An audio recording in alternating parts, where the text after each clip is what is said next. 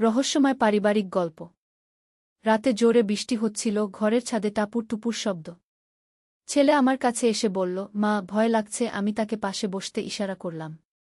বৃষ্টির শব্দে কথা বলতে একটু জোরে বলতে হচ্ছিল। সে বলল, মা, এই বৃষ্টির মতোই আমার ভালোবাসা তোমার উপর ঝরছে। জানালার কাছে বৃষ্টির ফোঁটা গড়িয়ে পড়ছিল। বিজলি চমকাতেই আমি একটু চমকে গেলাম। সে আমাকে কাছে টেনে নিল।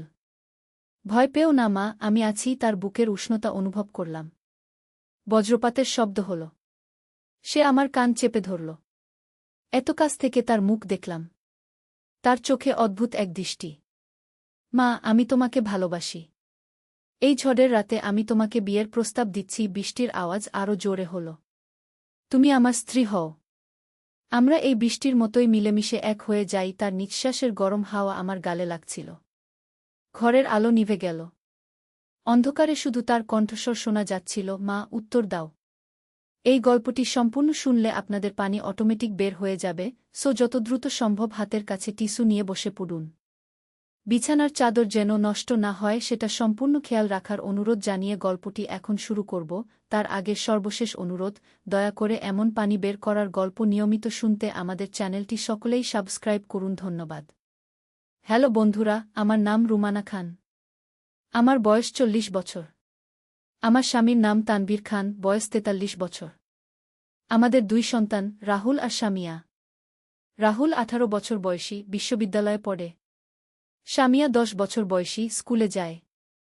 আমার এই গল্পটি শুরু হয়েছিল গত মাসের এক বৃষ্টির রাতে। সেদিন আমার স্বামী তানভীর অফিসের কাজে ঢাকার বাইরে গিয়েছিলেন। বাড়িতে শুধু আমি আর আমার 2 সন্তান। রাত প্রায় 11টা বাজে। হঠাৎ করে প্রচণ্ড বৃষ্টি শুরু হল। সামিয়া তখন ঘুমিয়ে গেছে তার রুমে। রাহুল তার রুমে পড়াশোনা করছিল। আমি রান্নাঘরে দাঁড়িয়ে চা বানাচ্ছিলাম।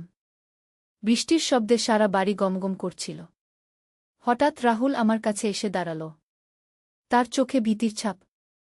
মা, খুব জোরে বজ্রপাত হচ্ছে। আমার ভয় লাগছে। আমি মুচকি হেসে বললাম, এত বড় হয়ে গেলে এখনও বৃষ্টিতে ভয় পাস? সে আমার হাতের কাপ নিয়ে একটা চুমুক দিল। মা, আজকে তোমার পাশে শুভ বাবা নেই, একা একা ভয় লাগছে। আমি তার মাথায় হাত দিলাম। সত্যি কথা বলতে আমারও একা একা ভয় লাগছিল। এই বড় বাড়িতে রাতের বেলা এত জোর বৃষ্টি, আর বাইরে নিকষ কালো অন্ধকার। ঠিক আছে, আজ তুই আমার রুমে শু। রাহুল খুশি হয়ে গেল। আমরা দুজনে বসার ঘরে গিয়ে বসলাম। বৃষ্টির শব্দ ক্রমাগত বাড়ছিল। জানালার কাছে বৃষ্টির ফোঁটা এসে লাগছিল। রাহুল আমার পাশে এসে বসল। মা, এই বৃষ্টির শব্দ শুনতে কেমন যেন লাগছে। আমি বললাম, কেমন? সে বলল, মনে হচ্ছে প্রকৃতি তার সব আবেগ ঢেলে দিচ্ছে। হঠাৎ একটা জোর বজ্রপাত হল। আমি চমকে গেলাম। রাহুল তৎক্ষণাৎ আমার হাত ধরল। ভয় পেও না মা, আমি আছি তো। তার হাতের স্পর্শে আমি একটু শান্তি পেলাম। কিন্তু একটা অদ্ভুত অনুভূতি হচ্ছিল। রাহুল আজকাল কেমন যেন হয়ে গেছে। আগের চেয়ে বেশি আমার কাছাকাছি থাকার চেষ্টা করে। আমার সাথে বেশি কথা বলতে চায়। আরেকটা বিদ্যুৎ চমকে গেল। এইবার আরও জোরে। ঘরের লাইট একবার নিভে গিয়ে আবার জ্বলে উঠল। রাহুল আমাকে একটু কাছে টেনে নিল। মা, তুমি আমার খুব প্রিয়। তুমি ছাড়া আমি থাকতে পারি না। তার কথা শুনে আমার ভিতরটা একটু অন্যরকম লাগল। মায়ের জন্য ছেলের ভালোবাসা, এটাই তো স্বাভাবিক। কিন্তু তার কণ্ঠস্বরে যেন অন্য কিছু ছিল। আমি তার দিকে তাকালাম। অন্ধকারের মধ্যে তার চোখে একটা অদ্ভুত দৃষ্টি। সে আমার কাঁধে মাথা রাখল। মা, আমি তোমাকে অনেক ভালোবাসি। এই বৃষ্টির মতোই আমার ভালোবাসা তোমার উপর ঝরছে। আমি একটু অস্বস্তি বোধ করলাম। এই কথাগুলো একটু অদ্ভুত লাগছিল। হঠাৎ আরও জোর বজ্রপাত হল। সাথে সাথে ঘরের সব লাইট নিভে গেল। পুরো বাড়ি অন্ধকারে ছেয়ে গেল। আমি একটু ঘাবড়ে গেলাম। কিন্তু রাহুল আমাকে শক্ত করে জড়িয়ে ধরল। ভয় পেও না মা, আমি তোমার পাশে আছি। তার নিঃশ্বাসের গরম হাওয়া আমার কানের কাছে লাগছিল। অন্ধকারে তার কণ্ঠস্বর শুনতে পেলাম। মা, তুমি জানো আমি তোমাকে কতটা ভালোবাসি? এই ঝড়ের রাতে, এই অন্ধকারে শুধু আমরা দুজন। মনে হচ্ছে পুরো পৃথিবী থেকে আলাদা হয়ে গেছি। তার কথায় আমার মন আরও অস্থির হয়ে উঠল। সে আমার হাত ধরল। তার হাত কাঁপছিল। মা, আমি তোমাকে একটা কথা বলতে চাই। আমি জিজ্ঞেস করলাম, কি কথা? সে একটু চুপ করে থাকল। তারপর বলল, মা, আমি তোমাকে বিয়ের প্রস্তাব দিচ্ছি। আমি হঠাৎ করে হতভম্ব হয়ে গেলাম। এ কি বলছে সে? আমি তার মা, সে আমার ছেলে। এই কথা বলতে পারে কেমন করে? আমি বলার চেষ্টা করলাম, রাহুল, তুমি কি বলছ? আমি তো তোমার। কিন্তু সে আমার কথা শেষ হতে দিল না। মা, তুমি আমার স্ত্রী হও। আমরা এই বৃষ্টির মতোই মিলেমিশে এক হয়ে যাই। তার কথা শুনে আমার সারা শরীর কাঁপতে লাগল। এ কি হচ্ছে? আমার নিজের ছেলে আমার কাছে এমন প্রস্তাব! অন্ধকারে তার চোখ দেখতে পাচ্ছিলাম না, শুধু তার কণ্ঠস্বর শুনতে পাচ্ছিলাম। মা, উত্তর দাও। তুমি আমার প্রস্তাব মেনে নেবে? আমি কিছু বলতে পারছিলাম না। মাথা ঘুরে যাচ্ছিল। এই অবস্থায় হঠাৎ করে বিদ্যুৎ এলো। ঘরে আলো জ্বলে উঠল। আমি রাহুলের দিকে তাকালাম। তার চোখে সেই একই দৃষ্টি। একটা অদ্ভুত হাসি তার মুখে। কিন্তু তারপরেই আমি লক্ষ্য করলাম একটা বিচিত্র ব্যাপার। রাহুলের হাতে একটা ছোট রিমোট কন্ট্রোল।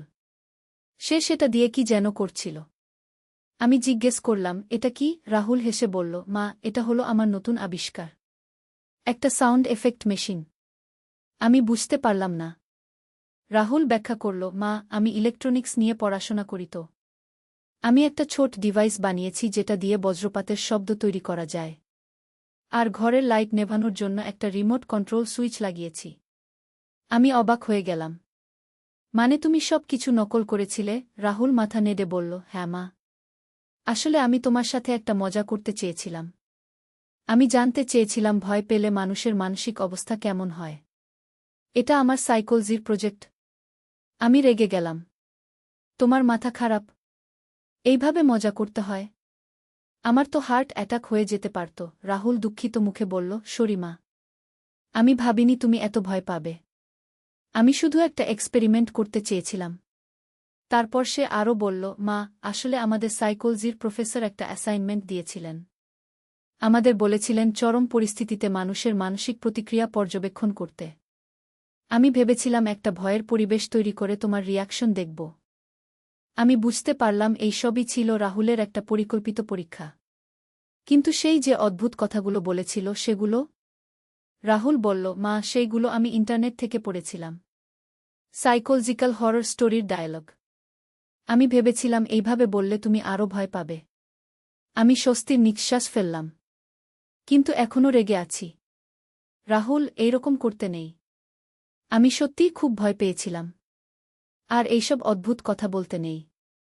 এগুলো শুনতে খুব খারাপ লাগে। রাহুল আমার পা ধরে বলল, মা, আমি সত্যিই দুঃখিত। আর কখনো এরকম করব না। প্লিজ আমাকে ক্ষমা করে দাও। আমি তার মাথায় হাত দিলাম। ঠিক আছে, কিন্তু আর কখনো এরকম করবি না। তখন হঠাৎ করে সামিয়া তার রুম থেকে বের হয়ে এলো। ঘুম ভাঙা চোখে বলল, কি হচ্ছে? তোমরা এত জোরে কথা বলছো কেন?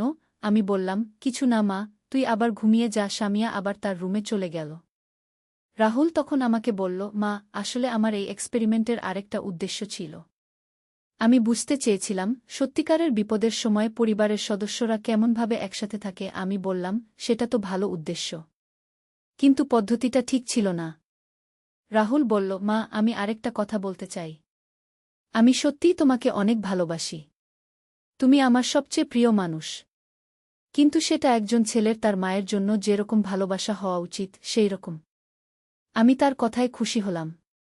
আমিও তোমাকে অনেক ভালোবাসি রাহুল।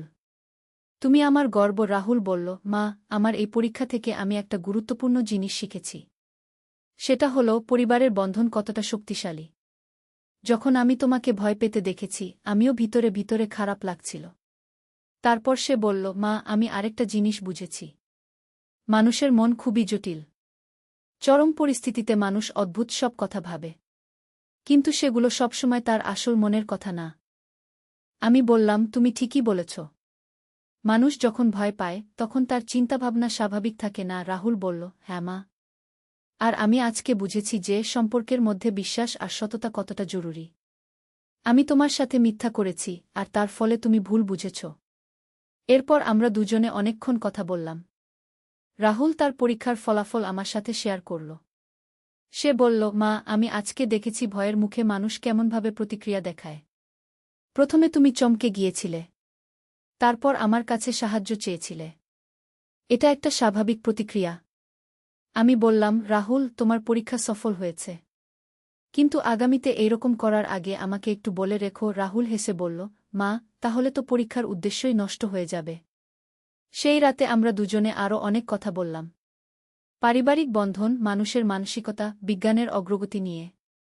রাহুল তার ভবিষ্যৎ পরিকল্পনার কথা বলল। সে সাইকোলজি নিয়ে আরও পড়াশোনা করতে চায়। পরের দিন সকালে স্বামী তানভীর বাড়ি ফিরলেন। আমি তাকে গতকালের ঘটনা বললাম। তিনি প্রথমে রেগে গেলেন। কিন্তু পরে রাহুলের পরীক্ষার উদ্দেশ্য শুনে বুঝতে পারলেন। তিনি রাহুলকে বললেন, ভালো উদ্দেশ্য ছিল। কিন্তু পরবর্তীতে এইরকম করার আগে আমাদের সাথে আলোচনা করে নিস। রাহুল এরপর তার বিশ্ববিদ্যালয়ে এই পরীক্ষার রিপোর্ট জমা দিল। তার প্রফেসর খুব প্রশংসা করলেন। বললেন, খুব ভালো পদ্ধতিতে পরীক্ষা করেছ। তবে এথিক্সের বিষয়টা মাথায় রাখতে হবে। কয়েক মাস পরে রাহুল আরেকটা পরীক্ষা করল। এইবার সে সামিয়াকে নিয়ে। কিন্তু সেটা আগে থেকেই আমাদের জানিয়ে রাখল। সে দেখতে চাইছিল বাচ্চারা কেমনভাবে পরিবর্তনশীল পরিস্থিতিতে মানিয়ে নেয়া। সামিয়াকে বলা হলো একটা গেম খেলতে। সেই গেমে তাকে বিভিন্ন সমস্যার সমাধান করতে হবে। রাহুল লুকিয়ে লুকিয়ে তার প্রতিক্রিয়া দেখল। পরে সামিয়াকে সব বলে দিল। সামিয়া খুব খুশি হল। সে বলল, দাদা, আমিও তোমার মতো পরীক্ষা করব। রাহুল হেসে বলল, ঠিক আছে, কিন্তু আগে ভালো করে শিখে নিস। এভাবে আমাদের পরিবারে একটা নতুন আগ্রহের সৃষ্টি হল মানুষের মনোবিজ্ঞান নিয়ে। আমরা সবাই মিলে বিভিন্ন বই পড়তে শুরু করলাম। টেলিভিশনে সাইকোলজি নিয়ে অনুষ্ঠান দেখতাম। রাহুল বলল, মা, আমি বুঝেছি যে পারিবারিক পরিবেশে শিক্ষা কতটা গুরুত্বপূর্ণ। তোমরা আমার পরীক্ষায় সাহায্য করেছ, আমার ভুলগুলো ধরিয়ে দিয়েছ। এটা আমার জন্য খুবই মূল্যবান। আমি বললাম, পরিবার তো এজন্যই। আমরা একে অপরের থেকে শিখি, একসাথে বেড়ে উঠি। তানভীরও বললেন, রাহুল, তোমার এই আগ্রহ আমার ভালো লাগছে। কিন্তু মনে রেখো, মানুষের সাথে পরীক্ষা করার সময় সবসময় তাদের সম্মতি নিতে হবে। রাহুল মাথা নাড়ল। হ্যাঁ বাবা, আমি সেটা বুঝে গেছি। আমার পরবর্তী সব পরীক্ষায় আমি এই নিয়ম মেনে চলব। কয়েক সপ্তাহ পরে রাহুল একটা আরও বড় প্রজেক্ট শুরু করল। সে আমাদের এলাকার বিভিন্ন পরিবারের সাথে কথা বলে তাদের পারিবারিক বন্ধনের গভীরতা বুঝতে চাইছিল। এইবার সে সবার কাছ থেকে আগেই অনুমতি নিল। প্রতিদিন সন্ধ্যায় রাহুল বিভিন্ন বাড়িতে যেত। সেখানে পরিবারের সদস্যদের সাথে কথা বলত। তাদের সুখ দুঃখের গল্প শুনত। কেউ কেউ তাদের সমস্যার কথাও বলত। একদিন রাহুল বাড়িতে এসে বলল, মা, আমি একটা অদ্ভুত জিনিস দেখেছি। অনেক পরিবারেই সদস্যরা একে অপরের সাথে খোলামেলা কথা বলতে পারে না। তারা নিজেদের মনের কথা লুকিয়ে রাখে। আমি জিজ্ঞেস করলাম, কেন তারা এমন করে? রাহুল বলল, মা, মনে হচ্ছে তারা ভয় পায় যে সত্যি কথা বললে পরিবারের অন্যরা তাদের ভুল বুঝবে। আমি বললাম, আমাদের পরিবারেও কি এমন কিছু আছে? রাহুল একটু ভেবে বলল, মা, আমাদের পরিবারের যোগাযোগ অনেক ভালো। কিন্তু কিছু কিছু বিষয়ে আমরাও হয়তো সবসময় সত্যি কথা বলি না। আমি উৎসুক হলাম, যেমন কি? রাহুল বলল, যেমন সামিয়া কখনো কখনো স্কুলে খারাপ রেজাল্ট করলে সেটা লুকিয়ে রাখে। আমিও মাঝে মাঝে আমার কলেজের কোনো সমস্যা তোমাদের বলি না। আমি বললাম, কিন্তু সেগুলো তো ছোট বিষয়। আমরা মূল বিষয়গুলোতে সৎ। রাহুল বলল, হ্যাঁ মা, সেটা ঠিক। কিন্তু আমি যে পরিবারগুলোর সাথে কথা বলেছি, তাদের মধ্যে কেউ কেউ অনেক বড় বিষয়ও লুকিয়ে রাখে। কেউ তাদের আর্থিক সমস্যা বলে না। কেউ তাদের স্বাস্থ্য সমস্যা লুকায়। এই কথা শুনে আমি চিন্তিত হলাম। এতে কি সমস্যা হয়? রাহুল বলল, মা, অনেক সমস্যা হয়। যখন পরিবারের সদস্যরা একে অপরের প্রকৃত অবস্থা জানে না, তখন তারা সঠিক সাহায্য করতে পারে না। তানভীর এসে আমাদের কথায় যোগ দিলেন। রাহুল, তুমি খুব গুরুত্বপূর্ণ একটা বিষয় তুলে ধরেছ। সত্যিই পারিবারিক যোগাযোগ অনেক পরিবারের দুর্বল দিক। রাহুল বলল, বাবা, আমি ভাবছি এই নিয়ে আরও কাজ করব। হয়তো পরিবারগুলোকে সাহায্য করতে পারব। পরের মাসে রাহুল একটা ছোট ওয়ার্কশপের আয়োজন করল। আমাদের এলাকার কয়েকটা পরিবারকে নিমন্ত্রণ জানাল। বিষয় ছিল পারিবারিক যোগাযোগ উন্নতি। আমি আর তানভীর তাকে সাহায্য করলাম। সেই ওয়ার্কশপে রাহুল বিভিন্ন কৌশল শেখালো, যেগুলো দিয়ে পরিবারের সদস্যরা একে অপরের সাথে আরও ভালোভাবে কথা বলতে পারে। সবাই খুব আগ্রহ নিয়ে শুনল। অনেকে বলল যে এই পরামর্শগুলো তাদের কাজে লাগবে। একজন মহিলা বললেন, রাহুল, তুমি যে কথাগুলো বলেছ সেগুলো আমি আমার পরিবারে প্রয়োগ করে দেখব। আরেকজন বাবা বললেন, আমি আমার ছেলে মেয়েদের সাথে এভাবে কথা বলার চেষ্টা করব। ওয়ার্কশপ শেষে রাহুল আমাদের বলল, মা, বাবা, আমি মনে করি আমার এই কাজটা অনেক প্রয়োজনীয়। অনেক পরিবার আছে যারা সঠিক যোগাযোগ না করার কারণে সমস্যায় পড়ে। আমি গর্বিত হলাম। রাহুল, তুমি সত্যিই একটা ভালো কাজ করছ। তোমার সেই প্রথম পরীক্ষা থেকে শুরু করে এখন পর্যন্ত তুমি অনেক দূর এগিয়েছ। তানভীরও বললেন, হ্যাঁ, তুমি তোমার ভুল থেকে শিখে নিয়ে সঠিক পথে এগোচ্ছ। রাহুল বলল, মা, বাবা, আসলে সেই রাতের ঘটনাই আমার জীবনের মোড় ঘুরিয়ে দিয়েছে। আমি বুঝেছি যে মানুষের মানসিকতা কতটা জটিল আর পরিবার কতটা গুরুত্বপূর্ণ। কয়েক মাস পরে রাহুল তার বিশ্ববিদ্যালয়ে একটা সাইকোলজি ক্লাব গঠন করল। সেখানে বিভিন্ন বয়সের মানুষ আসে। তারা একসাথে মানুষের মানসিক স্বাস্থ্য নিয়ে আলোচনা করে, সমস্যার সমাধান খোঁজে। একদিন রাহুল আমার কাছে এসে বলল, মা, আমি ভাবছি ভবিষ্যতে পেশাদার সাইকোলজিস্ট হব। মানুষের মানসিক সমস্যার সমাধান করব। আমি খুশি হলাম। এটা একটা মহৎ পেশা রাহুল। তুমি এই কাজে সফল হবে। স্বামীয়াও দাদার দেখাদেখি মানুষের মন নিয়ে আগ্রহী হয়ে উঠেছে। সে মাঝে মাঝে রাহুলের সাথে তার প্রজেক্টে সাহায্য করে। রাহুল তাকে সহজ ভাষায় সাইকোলজির বিভিন্ন বিষয় বুঝিয়ে দেয়া। একদিন স্বামীয়া বলল, আপু, আমি বড় হলে তোমার মতো মানুষের মন নিয়ে কাজ করব। রাহুল বলল, খুব ভালো স্বামীয়া, তবে তোমাকে অনেক পড়াশোনা করতে হবে। আমি দেখলাম আমাদের পরিবারে একটা নতুন উদ্দেশ্য এসেছে। সবাই মিলে মানুষের কল্যাণের জন্য কাজ করার স্বপ্ন দেখছি। এটা আমাদের পরিবারের বন্ধনকে আরও মজবুত করেছে। রাহুল এখন নিয়মিত বিভিন্ন সেমিনারে যায়। নতুন নতুন গবেষণার ফলাফল জানে। তারপর সেগুলো আমাদের সাথে শেয়ার করে। আমরা সবাই মিলে আলোচনা করি। তানভীর বললেন, রাহুল, তুমি আমাদের পরিবারেই একটা ছোট গবেষণা কেন্দ্র তৈরি করেছ। রাহুল হেসে বলল, বাবা, পরিবারই তো সবচেয়ে ভালো জায়গা শেখার জন্য। একদিন রাহুল বলল, মা, আমি সেই বৃষ্টির রাতের কথা মনে করি। সেদিন আমি যা করেছিলাম সেটা ভুল ছিল। কিন্তু সেই ভুল থেকে আমি অনেক কিছু শিখেছি। আমি বললাম, জীবনে ভুল হতেই পারে রাহুল। গুরুত্বপূর্ণ হল সেই ভুল থেকে শেখা। রাহুল বলল, মা, আমি সেদিন বুঝেছিলাম যে ভয় একটা খুবই শক্তিশালী আবেগ। এটা মানুষের আচরণ সম্পূর্ণ বদলে দিতে পারে। কিন্তু আমি এটাও বুঝেছি যে ভালোবাসা আর বিশ্বাস ভয়ের চেয়ে শক্তিশালী। আমি মাথা নাড়লাম। তুমি ঠিকই বলেছ। পরিবারের ভালোবাসাই আমাদের সব সমস্যার সমাধান। রাহুল বলল, মা, এখন আমি যখন অন্য পরিবারের সাথে কাজ করি তখন সবসময় মনে রাখি যে প্রত্যেক পরিবারের নিজস্ব গল্প আছে। সবার সমস্যা আলাদা। এইভাবে সেই ভয়ের রাত থেকে শুরু করে আমাদের পরিবারের একটা নতুন যাত্রা শুরু হয়েছিল। রাহুলের সেই পরীক্ষা আমাদের সবাইকে অনেক কিছু শিখিয়েছে। সবচেয়ে বড় কথা, আমাদের পারস্পরিক বোঝাপড়া আর গভীর হয়েছে। আজকে যখন আমি সেই রাতের কথা মনে করি তখন হাসি পায়। কত ভয় পেয়েছিলাম, কিন্তু সেই ভয় থেকেই তো আমাদের পরিবারের একটা নতুন অধ্যায় শুরু হয়েছিল। রাহুল এখন প্রায়ই বলে, মা, সেই রাতে আমি তোমার কাছে যে কথাগুলো বলেছিলাম সেগুলো শুধু অভিনয় ছিল। কিন্তু তোমার প্রতি আমার যে শ্রদ্ধা আর ভালোবাসা সেটা শতভাগ সত্যি। আমি বলি, আমিও তোমাকে অনেক ভালোবাসি রাহুল। তুমি আমার গর্ব। এই হলো আমাদের সেই রাতের গল্প। একটা ভয়ের রাত থেকে শুরু করে আমাদের পরিবারের নতুন স্বপ্নের গল্প। কখনো কখনো জীবনে এমন ঘটনা ঘটে যা আমাদের সম্পূর্ণ বদলে দেয়া। আমাদের ক্ষেত্রেও তেমনটাই হয়েছিল।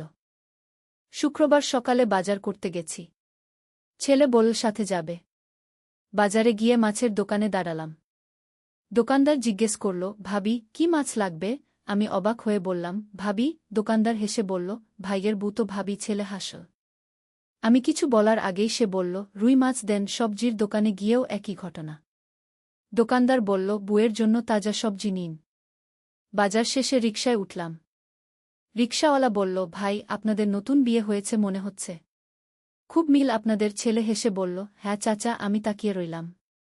বাড়ি এসে জিজ্ঞেস করলাম, তুই সবার সাথে এই নাটক কেন করছিস? সে সবজির ব্যাগ টেবিলে রেখে আমার কাছে এল। মা, এটা নাটক না। আমি চাই এটা সত্যি হোক। সবাই যেমন ভাবছে আমরা স্বামী স্ত্রী, আমিও তেমনি চাই। আমি চেয়ারে বসলাম। সে আমার সামনে বসল। মা, বাজারে যাওয়ার সময় দেখেছ সবাই কত স্বাভাবিকভাবে আমাদের দম্পতি ভেবেছে। কেউ কিছু অদ্ভুত মনে করেনি। মানে আমাদের জুটি ভাল লাগছে। আমাদের মধ্যে বয়সের পার্থক্য খুবই কম। তুমি দেখতেও অনেক তরুণী লাগো। তার কথা শুনে আমার মনে পড়ল বাজারে সবাই সত্যিই আমাদের স্বামী স্ত্রী ভেবেছিল। কেউ সন্দেহ করেনি। সে আমার হাত ধরল। মা, আমি তোমাকে ভালোবাসি। আমি চাই আমরা সত্যি সত্যি স্বামী স্ত্রী হয়ে যাই। বাজারে যাওয়ার সময় আমার খুব গর্ব হচ্ছিল। মনে হচ্ছিল আমার পাশে আমার সুন্দর স্ত্রী হাঁটছে। তুমি আমাকে বিয়ে করো মা। আমরা এই বাড়ি ছেড়ে নতুন জায়গা চলে যাব। সেখানে সবাই আমাদের নব দম্পতি ভাববে। বাজারের ব্যাগ টেবিলে রাখা, সবজি মাছ সব কিছু। কিন্তু আমার মনে হচ্ছিল আমি নতুন সংসারের কেনাকাটা করেছি। ছেলের কথা শুনে মনে হচ্ছিল সত্যিই আমরা একসাথে নতুন জীবন শুরু করতে পারি। রিকশাওয়ালার কথা মনে পড়ল। সে বলেছিল আমাদের খুব মিল। তার চোখে এমন আকুতি দেখলাম যে মনে হলো সে সত্যিই আমাকে তার জীবনসঙ্গী হিসেবে চায়। বাজার করার সময় মানুষের কথা শুনে আমারও ভাল লেগেছিল। মনে হয়েছিল আমি কোনো সুখী স্ত্রী। এই গল্পটি সম্পূর্ণ শুনলে আপনাদের পানি অটোমেটিক বের হয়ে যাবে, সো যত দ্রুত সম্ভব হাতের কাছে টিস্যু নিয়ে বসে পড়ুন। বিছানার চাদর যেন নষ্ট না হয় সেটা সম্পূর্ণ খেয়াল রাখার অনুরোধ জানিয়ে গল্পটি এখন শুরু করব। তার আগে সর্বশেষ অনুরোধ, দয়া করে এমন পানি বের করার গল্প নিয়মিত শুনতে আমাদের চ্যানেলটি সকলেই সাবস্ক্রাইব করুন। ধন্যবাদ। হ্যালো বন্ধুরা, আমার নাম সুমিত্রা দাস। আমার বয়স 39 বছর। আমার স্বামীর নাম প্রদীপ দাস, বয়স 52 বছর। আমাদের 2 সন্তান, রিতেশ আর পূজা। রিতেশ 20 বছর বয়সী, বিশ্ববিদ্যালয়ে পড়ে। পূজা 14 বছর বয়সী, স্কুলে যায়। কিন্তু আজকের যে গল্পটা বলতে যাচ্ছি সেখানে আমার ছেলে রিতেশের সাথে যা হয়েছিল তা শুনলে আপনাদের বিশ্বাস করতে কষ্ট হবে। এমন রহস্যময় এবং অদ্ভুত ব্যাপার আমি জীবনে আর দেখিনি। সেদিনের ঘটনার পর থেকে রিতেশ আমার সাথে অদ্ভুত আচরণ করতে শুরু করেছিল। প্রতিদিন সকালে উঠেই আমার হাত ধরে বলত, মা, তুমি কি সত্যিই আমাদের ব্যাপারে ভেবেছ? আমি প্রথমে ভাবলাম ছেলেটার মাথা খারাপ হয়ে গেছে। কিন্তু যত দিন যেতে লাগল রিতেশের আচরণ আরও অদ্ভুত হতে থাকল।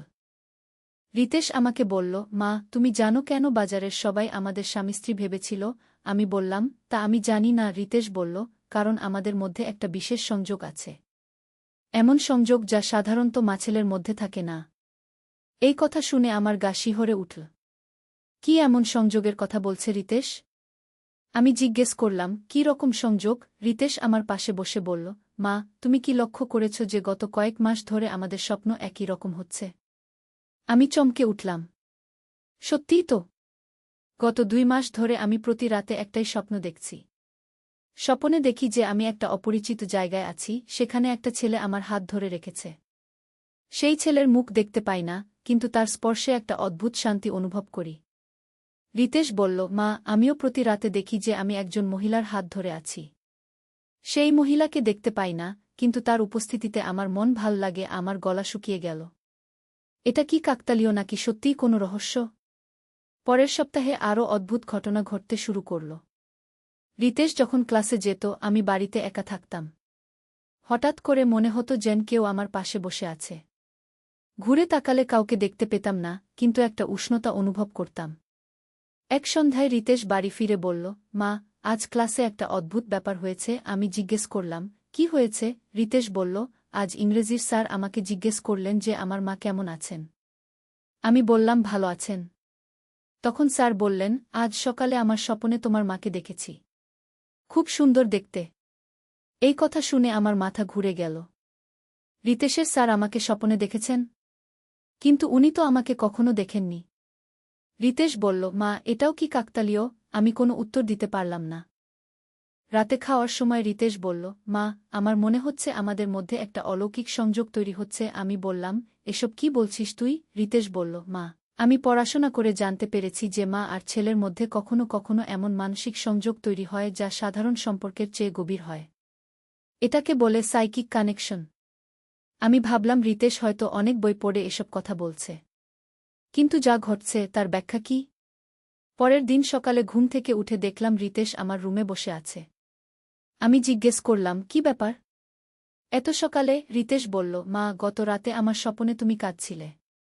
তাই চেক করতে এসেছি তুমি ভালো আছ কি না। আমার গলা শুকিয়ে গেল। সত্যিই গত রাতে আমি স্বপনে কান্নাকাটি করেছিলাম। স্বপনে দেখেছিলাম যে আমি একটা অন্ধকার ঘরে আছি এবং কেউ আমাকে সাহায্য করতে পারছে না। রিতেশ কিভাবে জানল? রিতেশ আমার কাছে এসে বসল। মা, আমি মনে করি আমাদের এই সংযোগটা স্বাভাবিক নয়। এর পিছনে কোনো রহস্য আছে। আমি জিজ্ঞেস করলাম, কী রহস্য? রিতেশ বলল, হয়তো আমাদের পূর্বজন্মে কোনো সম্পর্ক ছিল। অথবা আমাদের আত্মার মধ্যে কোনো বিশেষ বন্ধন আছে। এসব কথা শুনে আমার ভয় লাগতে শুরু করল। রিতেশের আচরণ দিন দিন আরও রহস্যজনক হয়ে উঠছিল। সে আমার সাথে এমনভাবে কথা বলত যেন আমরা সত্যিই কোনো দম্পতি। আর সবচেয়ে অদ্ভুত ব্যাপার হল, আমি নিজেও এই ব্যাপারে কৌতূহলী হয়ে উঠছিলাম। এক রাতে রিতেশ আমাকে বলল, মা, আমি একটা এক্সপেরিমেন্ট করতে চাই। আমি জিজ্ঞেস করলাম, কি এক্সপেরিমেন্ট? রিতেশ বলল, আমি চাই আমরা দুজনে একসাথে মেডিটেশন করি। দেখি আমাদের মধ্যে কী ধরনের সংযোগ তৈরি হয়। আমি প্রথমে রাজি হইনি। কিন্তু রিতেশ অনেক অনুরোধ করার পর আমি রাজি হলাম। আমরা দুজনে বসার রুমে মোমবাতি জ্বালিয়ে বসলাম। রিতেশ বলল, মা, তুমি চোখ বন্ধ করো এবং আমার হাত ধরো। আমি চোখ বন্ধ করে রিতেশের হাত ধরলাম। কি অদ্ভুত! তার হাত ধরার সাথে সাথে আমার মধ্যে একটা শান্তির অনুভূতি এল। মনে হলো যেন আমি কোনো নিরাপদ জায়গায় আছি। রিতেশ ধীরে ধীরে বলল, মা, তুমি কি অনুভব করছো? আমি বললাম, খুব শান্তি লাগছে। হঠাৎ আমার মনে একটা দৃশ্য ভেসে উঠল। দেখলাম যে আমি একটা প্রাচীন মন্দিরে আছি। সেখানে একজন পুরোহিত একটা ছেলে এবং একটা মেয়ের হাতে হাত রেখে কি যেন বলছেন। সেই ছেলেটাকে দেখতে রিতেশের মতো লাগছিল, আর মেয়েটাকে আমার মতো। আমি চোখ খুলে রিতেশকে বললাম, আমি একটা অদ্ভুত দৃশ্য দেখেছি। রিতেশও চোখ খুলে বলল, আমিও। আমি দেখেছি যে আমি একটা প্রাচীন মন্দিরে আছি। আমি চমকে গেলাম। আমরা দুজনেই একই দৃশ্য দেখেছি। রিতেশ বলল, মা, মনে হচ্ছে আমাদের পূর্বজন্মে সত্যিই কোনো সম্পর্ক ছিল। হয়তো আমরা সেই জন্মে স্বামী-স্ত্রী ছিলাম। এই কথা শুনে আমার সারা শরীর কাঁপতে শুরু করল। পূর্বজন্মে আমরা স্বামী-স্ত্রী ছিলাম? পরের কয়েকদিন আমি খুবই অস্থির থাকলাম। রিতেশের সাথে যা ঘটছিল তার কোনো যুক্তিসঙ্গত ব্যাখ্যা খুঁজে পাচ্ছিলাম না। আমি ঠিক করলাম যে একজন পণ্ডিতের সাথে কথা বলব। পাড়ার একজন বয়স্ক পণ্ডিত আছেন, নাম হরিদাস জি। তিনি জ্যোতিষশাস্ত্র এবং পূর্বজন্মের বিষয়ে বিশেষজ্ঞ। আমি তার কাছে গিয়ে সব কিছু খুলে বললাম। হরিদাস জি অনেক মনোযোগ দিয়ে শুনলেন। তারপর তিনি বললেন, বেটি, তোমাদের যা হচ্ছে তা খুবই বিরল। এমন ঘটনা শত বছরে একবার ঘটে। আমি জিজ্ঞেস করলাম, কি এই ঘটনা? হরিদাস জি বললেন, এটা হল আত্মিক পুনর্মিলন। তোমাদের দুজনের আত্মা পূর্বজন্মে একসাথে ছিল। তিনি আরও বললেন, কিন্তু এখানে একটা সমস্যা আছে। এই জন্মে তোমরা মা ছেলে। তাই তোমাদের পূর্বজন্মের স্মৃতি এবং বর্তমান জন্মের সম্পর্কের মধ্যে দ্বন্দ্ব তৈরি হচ্ছে। আমি ভয়ে জিজ্ঞেস করলাম, এর সমাধান কি? হরিদাস জি বললেন, তোমাদের একটা বিশেষ পূজা করতে হবে। এই পূজার মাধ্যমে তোমাদের পূর্বজন্মের স্মৃতি মুছে যাবে এবং তোমরা স্বাভাবিক মাছেলের সম্পর্কে ফিরে যেতে পারবে। আমি বাড়ি এসে রিতেশকে সব বললাম। রিতেশ শুনে বলল, মা, আমি কিন্তু এই স্মৃতি মুছে ফেলতে চাই না। এই অনুভূতিগুলো আমার খুব ভালো লাগে। আমি বললাম, কিন্তু এটা তো ঠিক না। আমরা মাছেলে। রিতেশ বলল, মা, যদি আমরা পূর্বজন্মে স্বামী-স্ত্রী ছিলাম তাহলে এই অনুভূতি স্বাভাবিক। আমি মনে করি আমাদের এই সংযোগকে মেনে নেওয়া উচিত। আমি বললাম, কিন্তু সমাজ কি বলবে? রিতেশ বলল, সমাজ তো জানতেও পারবে না। আমরা শুধু আমাদের অনুভূতিগুলো স্বীকার করব। কয়েকদিন আমি খুব দ্বিধায় ছিলাম। একদিকে আমার বিবেক বলছিল এটা ঠিক না, অন্যদিকে আমার হৃদয় বলছিল রিতেশের সাথে আমার যে সংযোগ তৈরি হয়েছে তা অস্বীকার করা যায় না। এমন সময় আরও একটা অদ্ভুত ঘটনা ঘটল। এক রাতে আমার স্বপ্নে একটা বৃদ্ধ মহিলা এসে বললেন, মেয়ে, তুমি যা ভাবছ তা ভুল। তোমার ছেলের সাথে তোমার কোনো পূর্বজন্মের সংযোগ নেই। আমি স্বপ্নে জিজ্ঞেস করলাম, তাহলে এসব কি হচ্ছে? বৃদ্ধা বললেন, তোমার ছেলে একটা তন্ত্রের প্রভাবে আছে। সকালে ঘুম থেকে উঠেই আমি রিতেশকে ডাকলাম। আমি বললাম, রিতেশ, তুই কি কোনো তন্ত্রমন্ত্র করেছিস? রিতেশ প্রথমে অস্বীকার করল, কিন্তু আমি চাপ দেওয়ার পর সে স্বীকার করল। রিতেশ বলল, মা, আমি কলেজের একটা বন্ধুর কাছ থেকে একটা বই পেয়েছিলাম। সেই বইতে লেখা ছিল কিভাবে কারো মন নিয়ন্ত্রণ করা যায়। আমি সেখান থেকে কিছু মন্ত্র পড়েছি। আমি রাগে জিজ্ঞেস করলাম, কেন করেছিস এসব? রিতেশ বলল, মা, আমি চেয়েছিলাম তুমি আমাকে অন্যভাবে দেখো। তুমি যেন আমাকে শুধু ছেলে হিসেবে না দেখে অন্য কিছু হিসেবে দেখো। সব রহস্যের সমাধান হয়ে গেল। রিতেশ তন্ত্রমন্ত্র করে আমার মনে বিভ্রম তৈরি করেছিল। আমি খুব রেগে গেলাম। আমি বললাম, তুই এত বড় ভুল করেছিস। তন্ত্রমন্ত্র খুবই বিপজ্জনক। এর পার্শ্বপ্রতিক্রিয়া কি হতে পারে তুই জানিস? রিতেশ কান্নাকাটি শুরু করে দিল। সে বলল, মা, আমি জানতাম না এটা এত মারাত্মক হবে। আমি শুধু চেয়েছিলাম তোমার ভালোবাসা পেতে। আমি বললাম, তুই তো আমার ভালোবাসা সবসময় পেয়েছিস।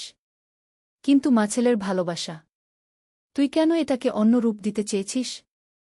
আমি হরিদাস জির কাছে গিয়ে সব বললাম। তিনি বললেন, এটা খুবই গুরুতর ব্যাপার। তন্ত্রের প্রভাব সম্পূর্ণ নষ্ট করতে হবে। তিনি একটা বিশেষ পূজার ব্যবস্থা করলেন। সেই পূজার পর আমার মন পরিষ্কার হয়ে গেল। আমি বুঝতে পারলাম যে গত কয়েক সপ্তাহ ধরে আমি তন্ত্রের প্রভাবে ছিলাম। রিতেশের প্রতি আমার যে অদ্ভুত অনুভূতিগুলো তৈরি হয়েছিল সেগুলো সব কৃত্রিম ছিল। কিন্তু গল্প এখানেই শেষ নয়। হরিদাস জি আমাকে সতর্ক করে দিয়েছিলেন যে তন্ত্রের এই ধরনের অপব্যবহারের ফল ভয়াবহ হতে পারে। তিনি বলেছিলেন, বেটি, তোমার ছেলে যে তন্ত্র ব্যবহার করেছে সেটা খুবই শক্তিশালী। এর প্রভাব সম্পূর্ণ নষ্ট না হলে ভবিষ্যতে বড় বিপদ হতে পারে। পূজার পর রিতেশ খুবই অসুস্থ হয়ে পড়ল। তার জ্বর আসতে লাগল, মাথা ব্যথা করতে লাগল। ডাক্তার দেখালাম, কিন্তু কোনো উপকার হল না। হরিদাস জি বললেন, এটা তন্ত্রের পার্শ্বপ্রতিক্রিয়া। ছেলেটা যে শক্তির সাথে খেলা করেছে সেই শক্তি এখন তাকে শাস্তি দিচ্ছে। দিন রাত রিতেশের সেবা করতে লাগলাম। সে প্রায় অজ্ঞান হয়ে যেত। অজ্ঞান অবস্থায় সে অদ্ভুত সব কথা বলত। কখনো বলত, মা, আমি দেখতে পাচ্ছি একটা কালো ছায়া আমার পিছু নিচ্ছে। কখনো বলত, আমার চারদিকে আগুন জ্বলছে। এক রাতে রিতেশ হঠাৎ জেগে উঠে চিৎকার করতে শুরু করল। সে বলতে লাগল, মা, ওই দেখো, ওই কোণায় একটা ভয়ঙ্কর মূর্তি দাঁড়িয়ে আছে। সে আমাকে তার সাথে নিয়ে যেতে চায়। আমি দেখলাম কোনো কিছুই নেই, কিন্তু রিতেশের চোখে আতঙ্ক। আমি দৌড়ে হরিদাস জির কাছে গেলাম। তিনি এসে রিতেশকে দেখে বললেন, পরিস্থিতি খুবই গুরুতর। ছেলেটা যে তন্ত্রটা করেছিল সেটা এমন একটা শক্তিকে জাগিয়ে তুলেছে যা এখন তাকে ক্ষতি করতে চায়। হরিদাস জি রিতেশের রুমে একটা বিশেষ যন্ত্র তৈরি করলেন। তিনি সারা রাত মন্ত্র পড়লেন। সকাল হওয়ার সাথে সাথে রিতেশের অবস্থা কিছুটা ভালো হল। হরিদাস জি বললেন, আপাতত বিপদ কেটেছে, কিন্তু ছেলেটাকে খুবই সাবধানে রাখতে হবে। পরবর্তী 21 দিন কোনো ভুল করা চলবে না। পরের কয়েকদিন রিতেশ খুবই শান্ত ছিল। সে আমার কাছে এসে ক্ষমা চাইল। বলল, মা, আমি খুবই ভুল করেছি।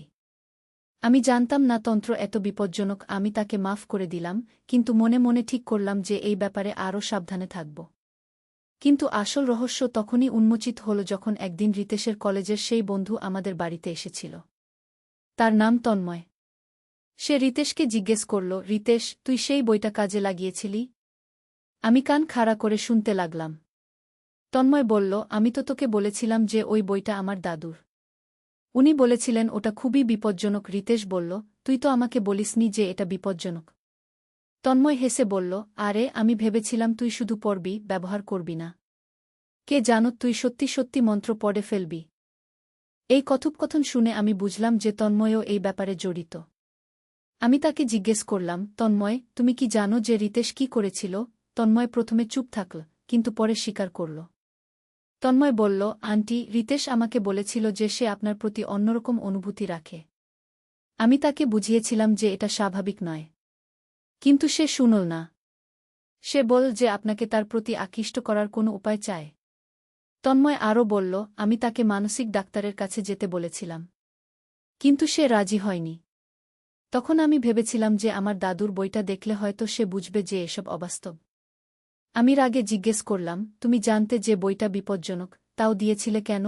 তন্ময় বলল, আন্টি, আমি ভাবতে পারিনি যে রিতেশ সত্যি সত্যি মন্ত্র পড়বে। আমি ভেবেছিলাম সে শুধু পড়ে দেখবে। এই কথোপকথনের পর আমি হরিদাস জিকে সব বললাম। তিনি বললেন, এখন সব পরিষ্কার। তন্ময়ের দাদুর বইটা নিয়ে আসতে হবে। সেই বইতে হয়তো এই সমস্যার সম্পূর্ণ সমাধান আছে।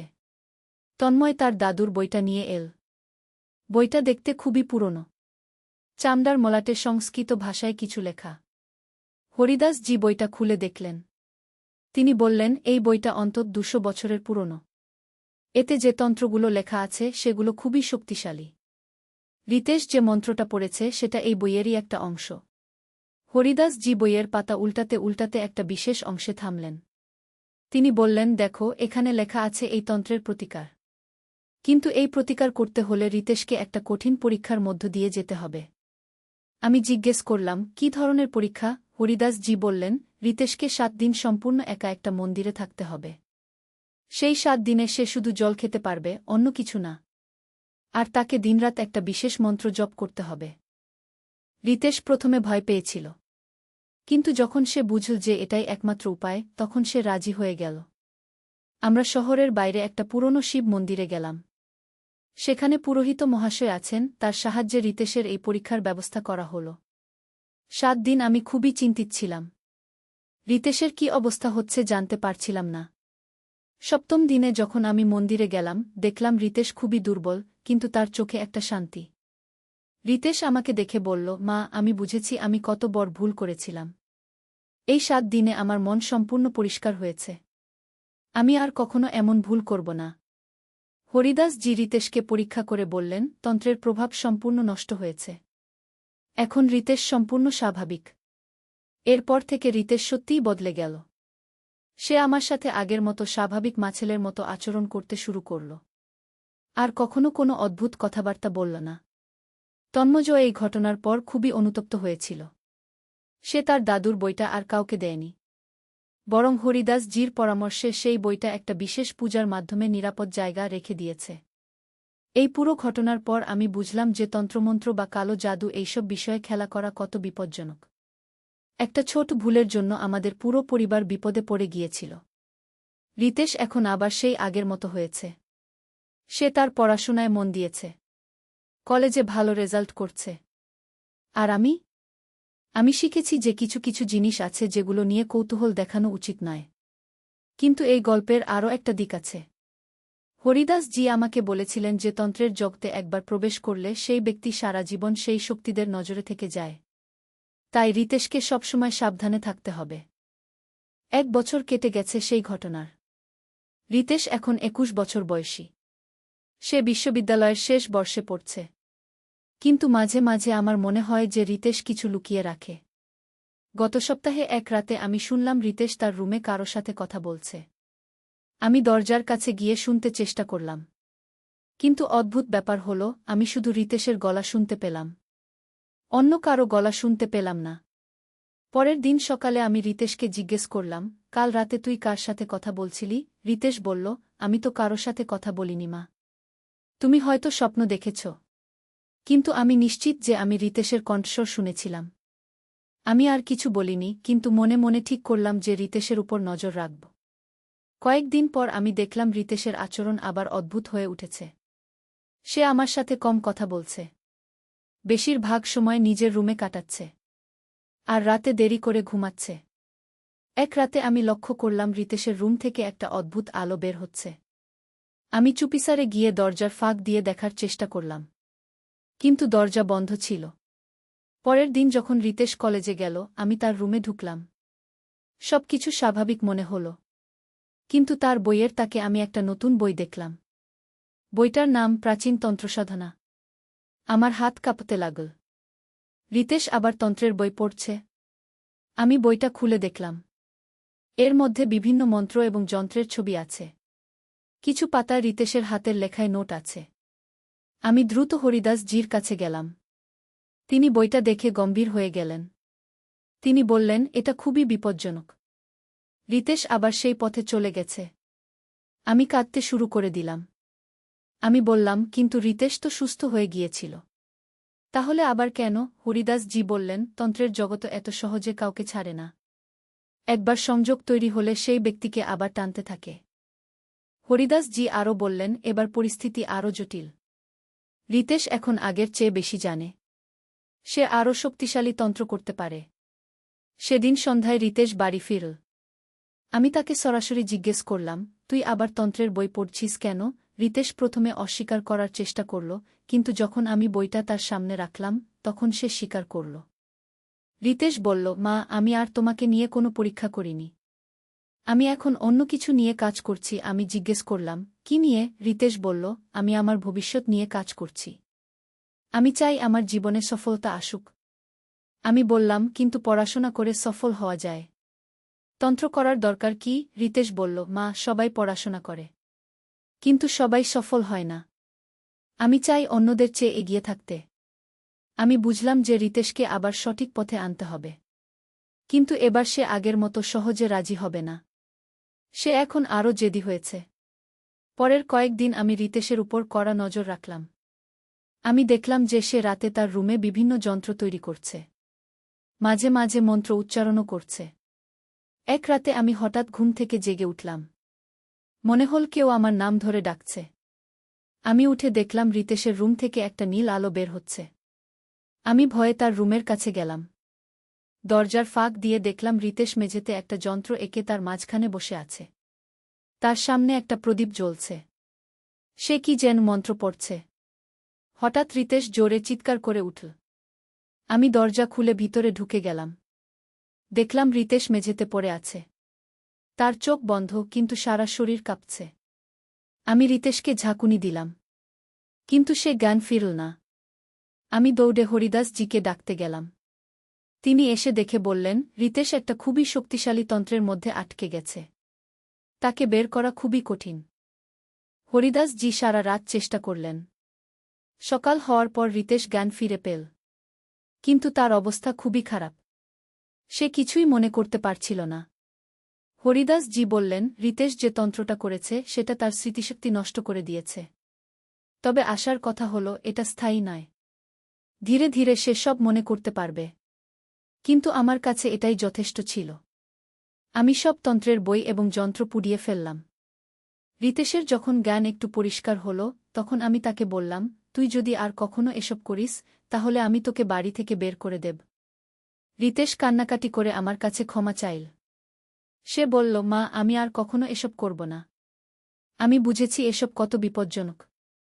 এরপর থেকে আরও 2 বছর কেটে গেছে। রিতেশ এখন 23 বছর বয়সী। সে গ্র্যাজুয়েট হয়েছে এবং একটা ভালো কাজ পেয়েছে। আর কখনো তন্ত্রমন্ত্র নিয়ে কোনো কথা বলেনি। কিন্তু আমি জানি যে এই অভিজ্ঞতা আমাদের দুজনকেই পরিবর্তন করেছে। আমি শিখেছি যে পারিবারিক সম্পর্কের মধ্যে কিছু সীমা আছে যেগুলো অতিক্রম করা উচিত নয়। আর রিতেশ শিখেছে যে জীবনে সফল হওয়ার জন্য কঠিন পরিশ্রম ছাড়া কোনো শর্টকাট নেই। আজও যখন আমি সেই বাজারের দিনের কথা মনে করি, তখন শিহরিত হই। একটা ছোট ভুল সিদ্ধান্ত কিভাবে আমাদের পুরো জীবন এলোমেলো করে দিতে পারত। সৌভাগ্যক্রমে আমরা সময়মতো সঠিক পথ খুঁজে পেয়েছিলাম। এই গল্পটা বলার উদ্দেশ্য হল যে জীবনে কিছু কিছু বিষয় আছে যেগুলো নিয়ে অয়থাপরিক। সত্যের তলোয়ার। একটি ইসলামিক যুদ্ধের গল্প। প্রথম অধ্যায়, আহ্বান। আরবের মরুভূমিতে যখন সূর্য পশ্চিমে ঢলে পড়ে, তখন মদিনার মসজিদে নব্বীতে এক বিশেষ সমাবেশ বসে। রাসূলুল্লাহ এর সাহাবীরা জমায়েত হয়েছেন গুরুত্বপূর্ণ এক সংবাদ শোনার জন্য। খালিদ ইবনে ওয়ালিদ তখন সবেমাত্র ইসলাম গ্রহণ করেছেন। একসময় যিনি ছিলেন ইসলামের বিরুদ্ধে যুদ্ধকারী, আজ তিনি বসে আছেন মুসলমানদের সাথে। তার হৃদয়ে নতুন এক জ্যোতি জ্বলছে, ইসলামের আলো। হে সাহাবীগণ, রাসূল বললেন, শাম দেশে আমাদের ভাইয়েরা বিপদে। বাইজান্টাইন সাম্রাজ্য মুসলমানদের উপর অত্যাচার করছে। আমাদের সাহায্যের প্রয়োজন তাদের। আবু বকর দাঁড়িয়ে বললেন, ইয়া রাসূলাল্লাহ, আমরা প্রস্তুত। আল্লাহর রাস্তায় জিহাদের জন্য আমাদের জান ও মাল উৎসর্গ করতে। খালিদ ইবনে ওয়ালিদের মন তখন উত্তেজনায় ভরে ওঠে। তিনি ছিলেন একজন দক্ষ যোদ্ধা, কিন্তু এবার তিনি লড়বেন ভিন্ন উদ্দেশ্যে, আল্লাহর সন্তুষ্টির জন্য, মানুষের কল্যাণের জন্য। সেদিন রাতে খালিদ নামাজ শেষে দীর্ঘক্ষণ দোয়া করলেন। হে আল্লাহ, আপনি আমাকে হিদায়েত দান করেছেন। এখন আমাকে শক্তি দিন যাতে আপনার দিনের সেবা করতে পারি। আমার অতীতের সব পাপ ক্ষমা করুন। দ্বিতীয় অধ্যায়, প্রস্তুতি। পরের দিন মুসলিম বাহিনীর প্রস্তুতি শুরু হল। আবু উবায়দা ইবনুল জাররাহ কে প্রধান সেনাপতি নিযুক্ত করা হল। সাথে ছিলেন ইকরিমা ইবনে আবু জাহল সুরাহবিল ইবনে হাসানা আমর ইবনুল আস এবং ইয়াজিদ ইবনে আবু সুফিয়ান খালিদ ইবনে ওয়ালিদকে ইরাক থেকে শাম অভিমুখে যাত্রার নির্দেশ দেওয়া হল। তিনি তার বাহিনী নিয়ে একটি কঠিন পথ বেছে নিলেন, সিরীয় মরুভূমির মধ্য দিয়ে। কেন এই কঠিন পথ? তার এক সহযোদ্ধা জিজ্ঞেস করল। কারণ, খালিদ বললেন, শত্রুরা কখনো ভাববে না যে আমরা এই অসম্ভব পথ দিয়ে আসব। আল্লাহর উপর তাওয়াক্কুল করে এগিয়ে চলি। মরুভূমির পথ ছিল ভয়ঙ্কর। পানির অভাব, প্রচণ্ড গরম এবং বালুর ঝড়। কিন্তু মুসলিম বাহিনী ছিল দৃঢ়প্রতিজ্ঞ। তারা জানত এই জিহাদ শুধু ভূমি জয়ের জন্য নয়, এটা সত্য ও ন্যায়ের জন্য। একদিন রাতে খালিদ তার সৈনিকদের সামনে ভাষণ দিলেন, হে মুজাহিদগণ, আমরা লড়ছি আল্লাহর রাস্তায়। আমাদের উদ্দেশ্য লুট বা হত্যা নয়। আমরা চাই মানুষের মুক্তি, ন্যায় বিচার প্রতিষ্ঠা। যারা শান্তি চায় তাদের সাথে শান্তি, যারা যুদ্ধ চায় তাদের সাথে যুদ্ধও। তৃতীয় অধ্যায়, প্রথম সংঘর্ষ। শামের প্রান্তে পৌঁছে খালিদের বাহিনী প্রথম বাইজান্টাইন ফাঁড়ির সম্মুখীন হল। এই ফাঁড়িটি ছিল কাজাক নামক স্থানে। বাইজান্টাইন সৈনিকরা ছিল ভারী অস্ত্রশস্ত্রে সজ্জিত, কিন্তু মুসলিমদের ছিল ঈমানের শক্তি। খালিদ তার অশ্বারোহী বাহিনী নিয়ে পার্শ্ব দিক দিয়ে আক্রমণের পরিকল্পনা করলেন। বিসমিল্লাহ, তিনি বললেন এবং ঘোড়া ছুটালেন। যুদ্ধ শুরু হল ফজরের নামাজের পর। মুসলিম সৈনিকরা খিলা ইলাহা ইল্লাল্লাহু মুহাম্মাদুর রাসূলুল্লাহ কি বলে আক্রমণ করল। তাদের সাহস আর একনিষ্ঠতা দেখে বাইজান্টাইন সৈনিকরা অবাক হয়ে গেল। কিন্তু যুদ্ধের মধ্যেও মুসলিমরা ইসলামের নীতি মেনে চলল। কোনো নিরস্ত্র ব্যক্তিকে হত্যা নয়, কোনো মহিলা বা শিশুর ক্ষতি নয়, কোনো ধর্মীয় প্রতিষ্ঠান ধ্বংস নয়। যুদ্ধ শেষে খালিদ বন্দী সৈনিকদের কাছে গিয়ে বললেন, তোমাদের কোনো ক্ষতি হবে না। তোমরা চাইলে ইসলাম গ্রহণ কর, না হলে জিজিয়া দিয়ে শান্তিতে থাক। আমরা জোর করি না গি। এক বাইজান্টাইন সেনাপতি জিজ্ঞেস করল, তোমরা কেমন মানুষ? তোমাদের ধর্ম কি শেখায়? খালিদ মৃদু হেসে বললেন, আমাদের ধর্ম শেখায় দয়া, ন্যায় বিচার এবং মানুষের কল্যাণ। আমরা এসেছি তোমাদের অত্যাচার থেকে মুক্তি দিতে, তোমাদের ক্ষতি করতে নয় গিয়ে। চতুর্থ অধ্যায়, দামেস্কের পথে। কাজাকের বিজয়ের পর খালিদের বাহিনী দামেস্কের দিকে এগিয়ে চলল। পথে তারা অন্যান্য মুসলিম বাহিনীর সাথে মিলিত হল। আবু উবায়দা এর নেতৃত্বে এক শক্তিশালী মুসলিম সেনাবাহিনী গঠিত হল। দামেস্ক তখন একটি গুরুত্বপূর্ণ বাণিজ্যিক নগর। সেখানে বাস করত বিভিন্ন ধর্মের মানুষ, খ্রিস্টান, ইহুদি এবং অন্যান্য। বাইজান্টাইন শাসকরা স্থানীয় জনগণের উপর কঠোর শাসন চালাত এবং ভারী কর আদায় করত।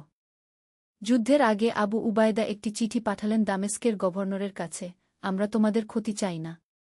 ইসলাম গ্রহণ কর অথবা জিজিয়া দিয়ে শান্তিতে থাক। যুদ্ধ কর যদি তোমরা চাও। সিদ্ধান্ত তোমাদের গু।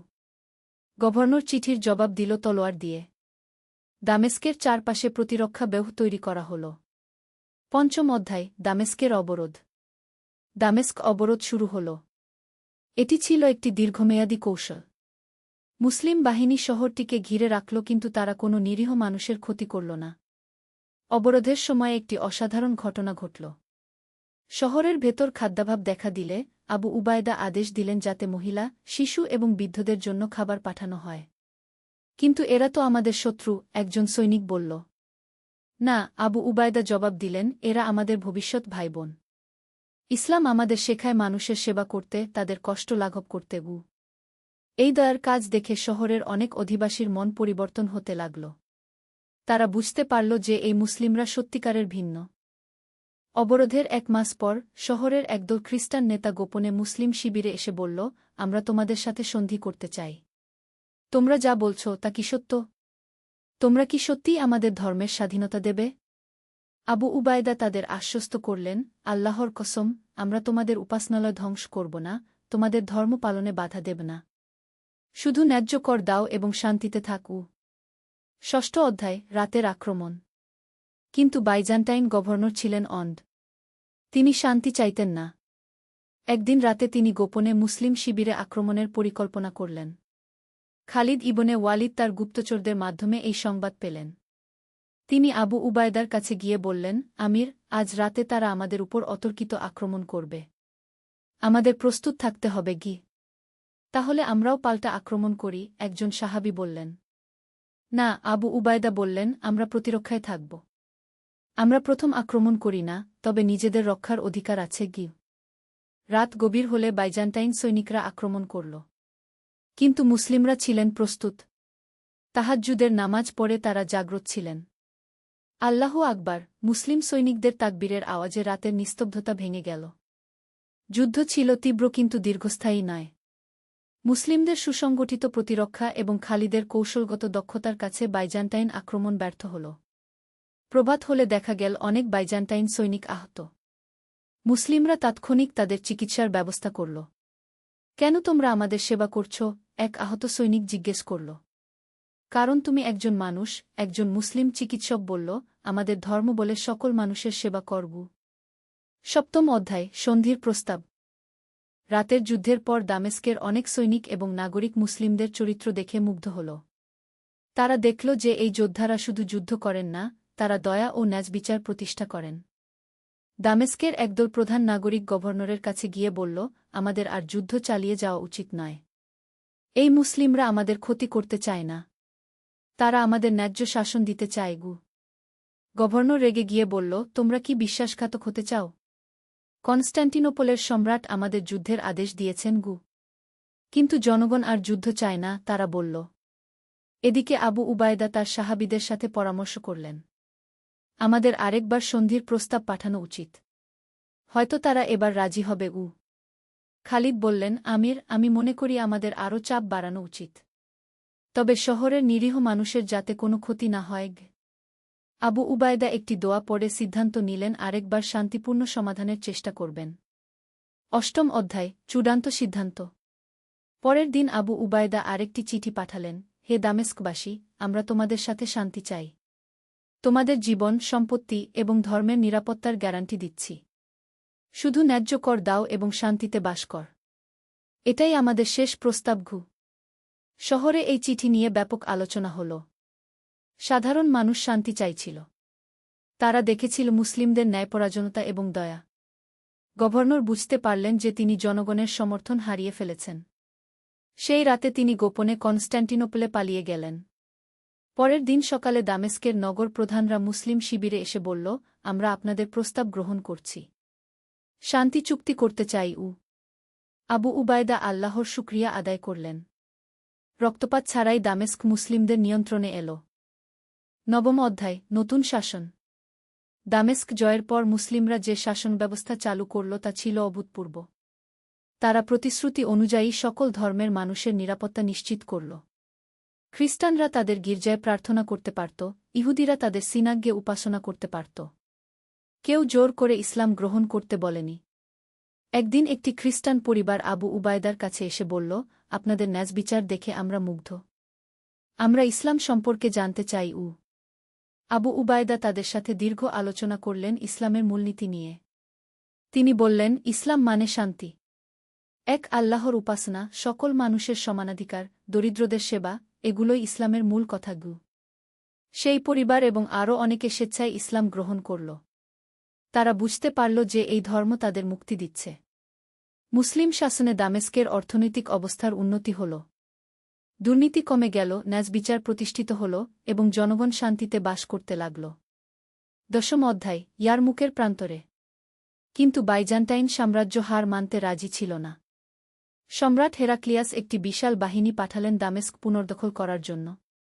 এই বাহিনী ছিল 1,00,000-এরও বেশি সৈনিকের। মুসলিম বাহিনী তখন মাত্র 30,000-এর মতো।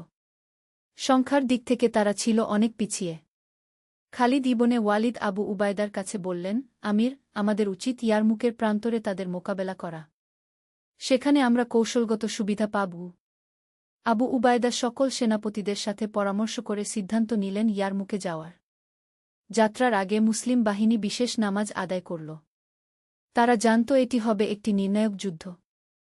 হে আল্লাহ, আবু উবায়দা দোয়া করলেন, আমরা লড়ছি আপনার দিনের জন্য, মানুষের মুক্তির জন্য। আমাদের সাহায্য করুন। একাদশ অধ্যায়, সিদ্ধান্তের যুদ্ধ। ইয়ারমুকের প্রান্তরে দুই বাহিনী মুখোমুখি হল। একদিকে বাইজান্টাইনদের বিশাল বাহিনী, অন্যদিকে মুসলিমদের ছোট কিন্তু দৃঢ়প্রতিজ্ঞ সৈন্যদল। যুদ্ধ শুরুর আগে আবু উবায়দা তার সৈনিকদের সামনে ভাষণ দিলেন, হে মুজাহিদগণ, আমরা সংখ্যায় কম কিন্তু আমাদের সাথে আছে আল্লাহর সাহায্য। আমরা লড়ছি সত্যের জন্য। জান্নাত আমাদের অপেক্ষা করছে। খালিদ ইবনে ওয়ালিদ তার বিখ্যাত চাঁদ কৌশল প্রয়োগ করার পরিকল্পনা করলেন। তিনি একদল অশ্বারোহী সৈনিক নিয়ে শত্রুদের পিছন দিক থেকে আক্রমণের প্রস্তুতি নিলেন। যুদ্ধ শুরু হল ফজরের পর। আল্লাহু আকবার, এই গগনবিদারী আওয়াজে ইয়ারমুকের প্রান্তর কেঁপে উঠল। প্রথম দিকে বাইজান্টাইনরা তাদের সংখ্যাধিক্যের সুবিধা নিয়ে এগিয়ে এল। কিন্তু মুসলিমরা ছিল অটল। তারা জানত এই যুদ্ধ শুধু একটি ভূখণ্ডের জন্য নয়, এটা সত্য ও মিথ্যার মধ্যে, ন্যায় ও অন্যায়ের মধ্যে। দুপুরের দিকে খালিদ তার গোপন পরিকল্পনা বাস্তবায়ন করলেন। তিনি তার অশ্বারোহী বাহিনী নিয়ে বাইজান্টাইনদের পেছন দিক দিয়ে আক্রমণ করলেন। এই অতর্কিত আক্রমণে শত্রুবাহিনী বিশৃঙ্খল হয়ে পড়ল। সাইফুল্লাহ, আল্লাহর তলোয়ার! মুসলিম সৈনিকরা খালিদের নাম ধরে চিৎকার করতে লাগল। দ্বাদশ অধ্যায়, বিজয়ের মুহূর্ত। ইয়ারমুকের যুদ্ধ 3 দিন স্থায়ী হল। তৃতীয় দিন সন্ধ্যার দিকে বাইজান্টাইন বাহিনী পরাজয় স্বীকার করে পিছু হটল। এই বিজয় ছিল ইসলামের ইতিহাসে এক মাইলফলক। যুদ্ধ শেষে আবু উবায়দা সিজদায় পড়ে গেলেন। আলহামদুলিল্লাহ, তিনি আল্লাহর শুকরিয়া আদায় করলেন। কিন্তু বিজয়ের মুহূর্তেও মুসলিমরা তাদের নীতি ভুলে যাননি।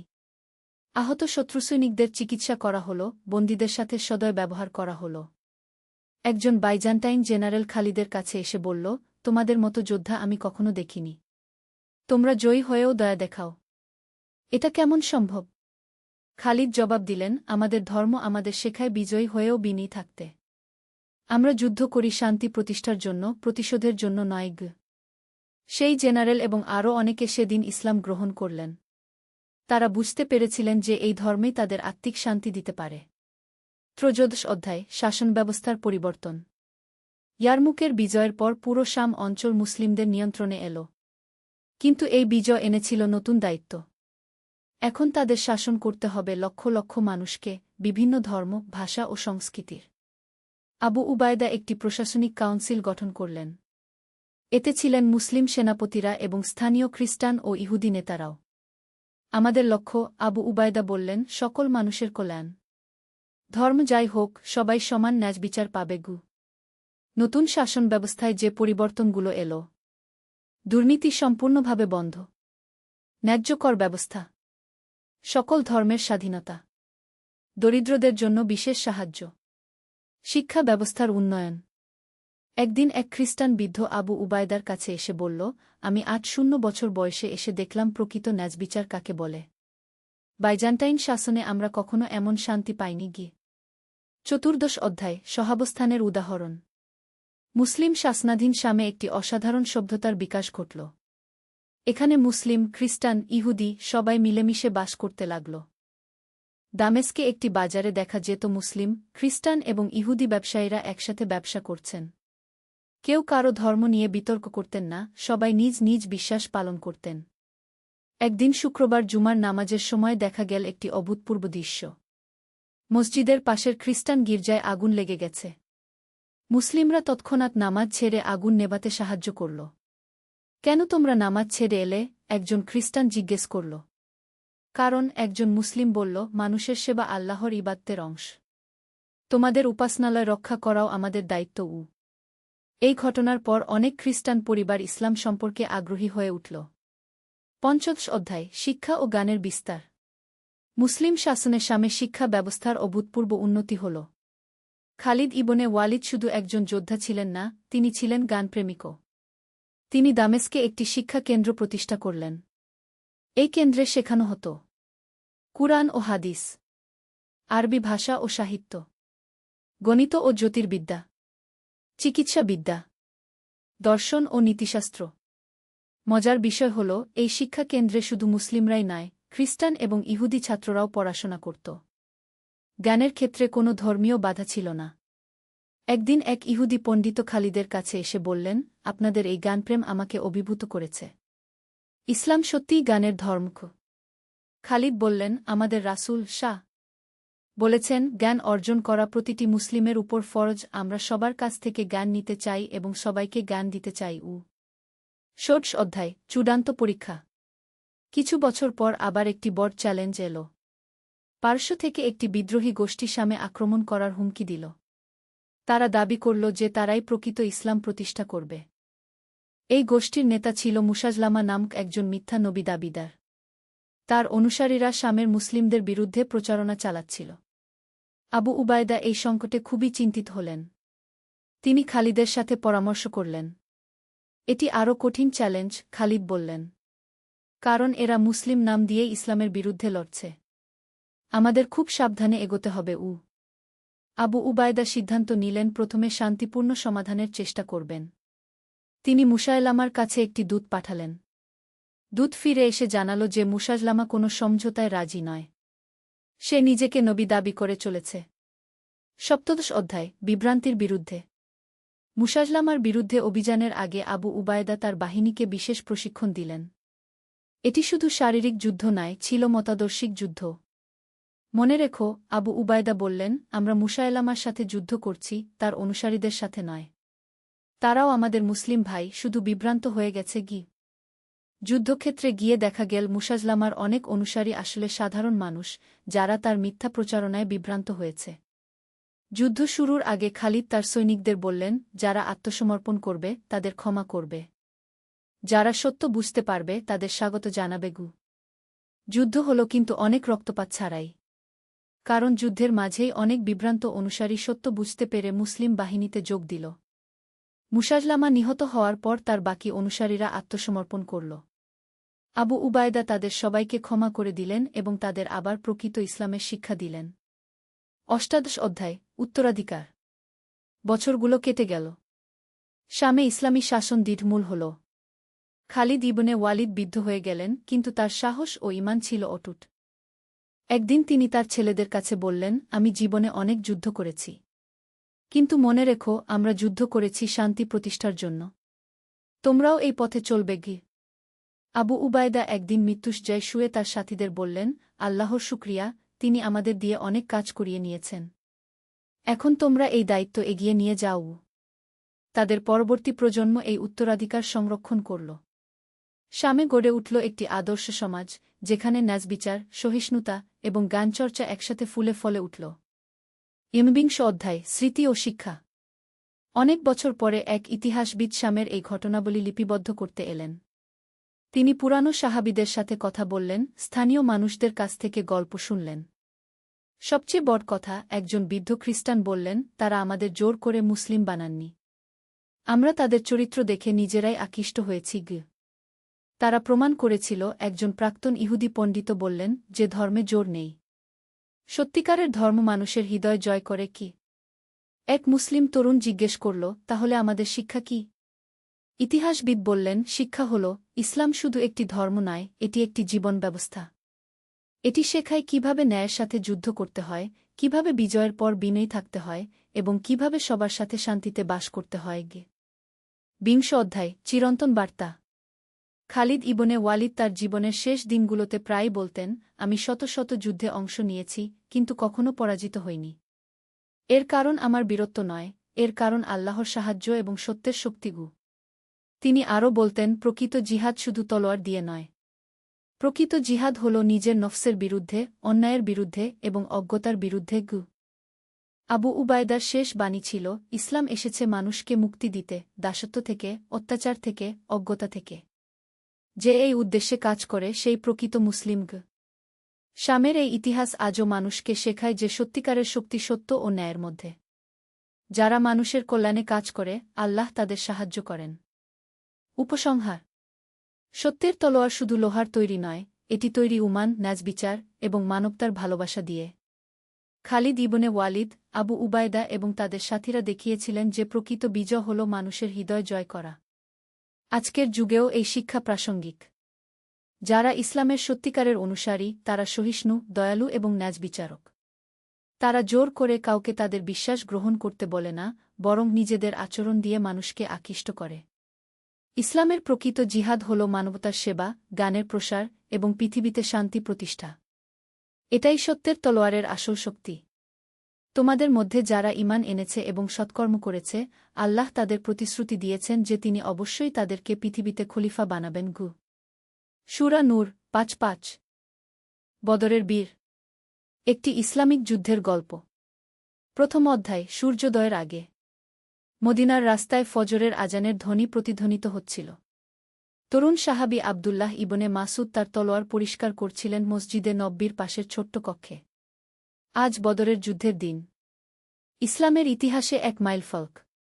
আবদুল্লাহ তার সাথী উমাইর ইবনে হুমাম ডাকলেন, তুমি কি প্রস্তুত? আবদুল্লাহ তার তলোয়ার খাপে ভরে উত্তর দিলেন, আল্লাহর রাসূল সাল্লাল্লাহু আলাইহি ওয়াসাল্লামের সাথে থাকলে প্রস্তুত না হয়ে কি করা যায়? দূরত্বে রাসূলুল্লাহ সাল্লাল্লাহু আলাইহি ওয়াসাল্লাম সাহাবীদের সাথে পরামর্শ করছিলেন।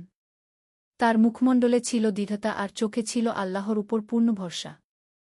আমার প্রিয় সাহাবিগণ, রাসূলুল্লাহ সাল্লাল্লাহু আলাইহি ওয়াসাল্লাম বললেন, আজ আমাদের সামনে পরীক্ষা।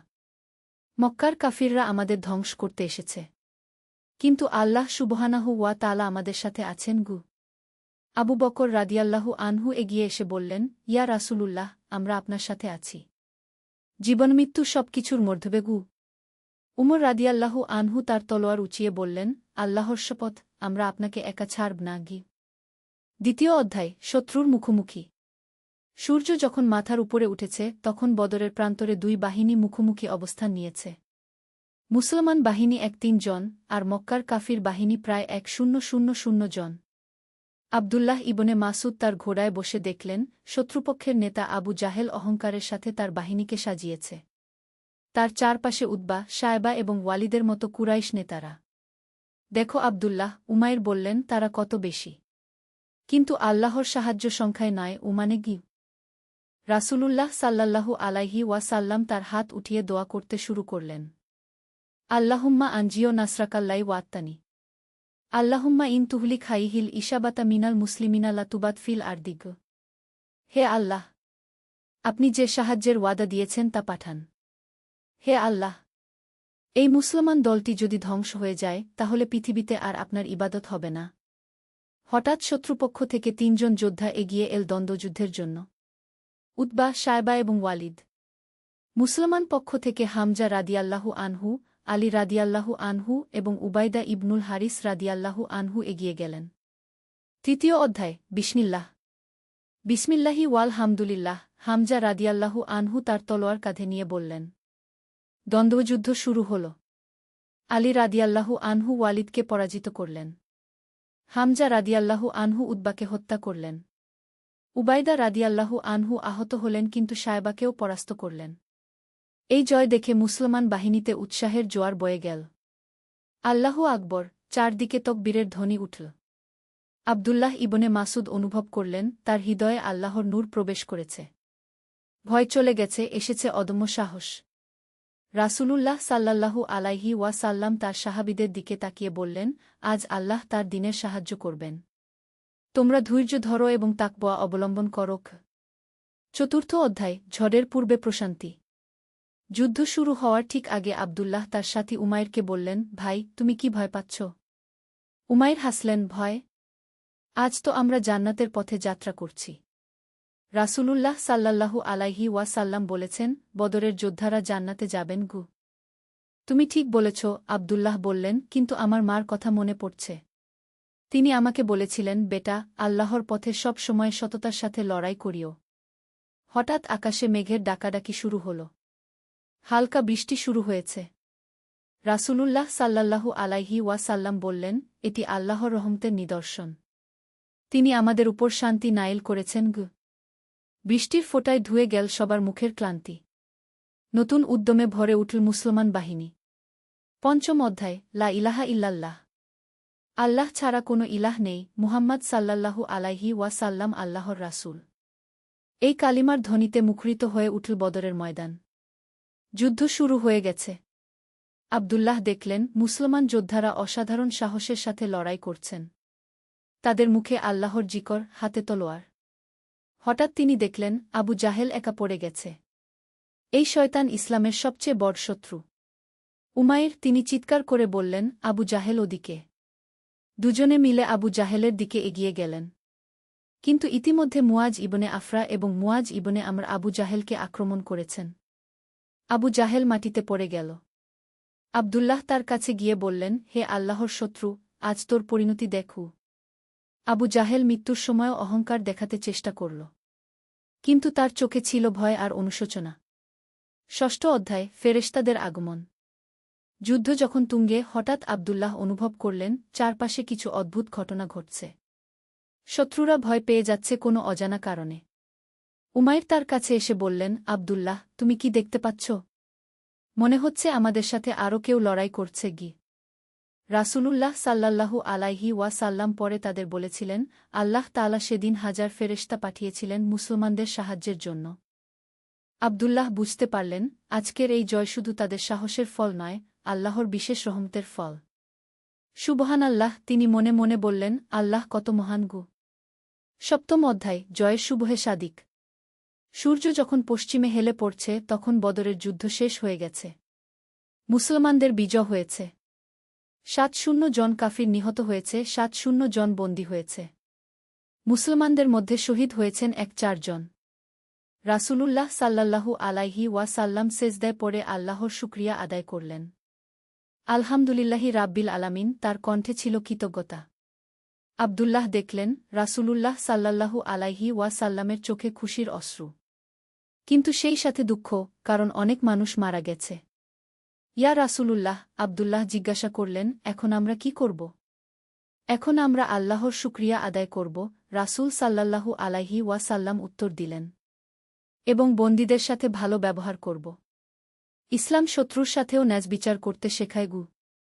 অষ্টম অধ্যায় শিক্ষা ও নসিহত। রাতের বেলা ক্যাম্পে বসে সাহাবীরা আজকের ঘটনা নিয়ে আলোচনা করছিলেন। আবু বকর রাদিয়াল্লাহু আনহু বললেন, আজ আমরা দেখলাম আল্লাহর সাহায্য কিভাবে আসে গি। উমর রাদিয়াল্লাহু আনহু বললেন, সত্যি বলতে কি, আমি প্রথমে ভয় পেয়েছিলাম। তারা আমাদের চেয়ে ৩ গুণ বেশি গু। আলী রাদিয়াল্লাহু আনহু বললেন, কিন্তু আমাদের ঈমান ছিল তাদের চেয়ে ১০০০ গুণ বেশি গু। রাসূলুল্লাহ সাল্লাল্লাহু আলাইহি ওয়াসাল্লাম তাদের দিকে তাকিয়ে বললেন, আমার প্রিয় সাহাবীগণ, আজকের জয় তোমাদের সাহসের জন্য নয়। এটি আল্লাহর রহমত। তোমরা বিনয়ী থাকো এবং আল্লাহর কৃতজ্ঞতা আদায় করো। যুদ্ধ শুধু তলোয়ারের জোরে জেতা যায় না। যুদ্ধ জেতা যায় আল্লাহর উপর ভরসা, ধৈর্য আর একতার মাধ্যমে। আর সবচেয়ে বড় কথা, আমরা যুদ্ধ করেছি আল্লাহর দিন প্রতিষ্ঠার জন্য, ব্যক্তিগত প্রতিহিংসার জন্য নয়।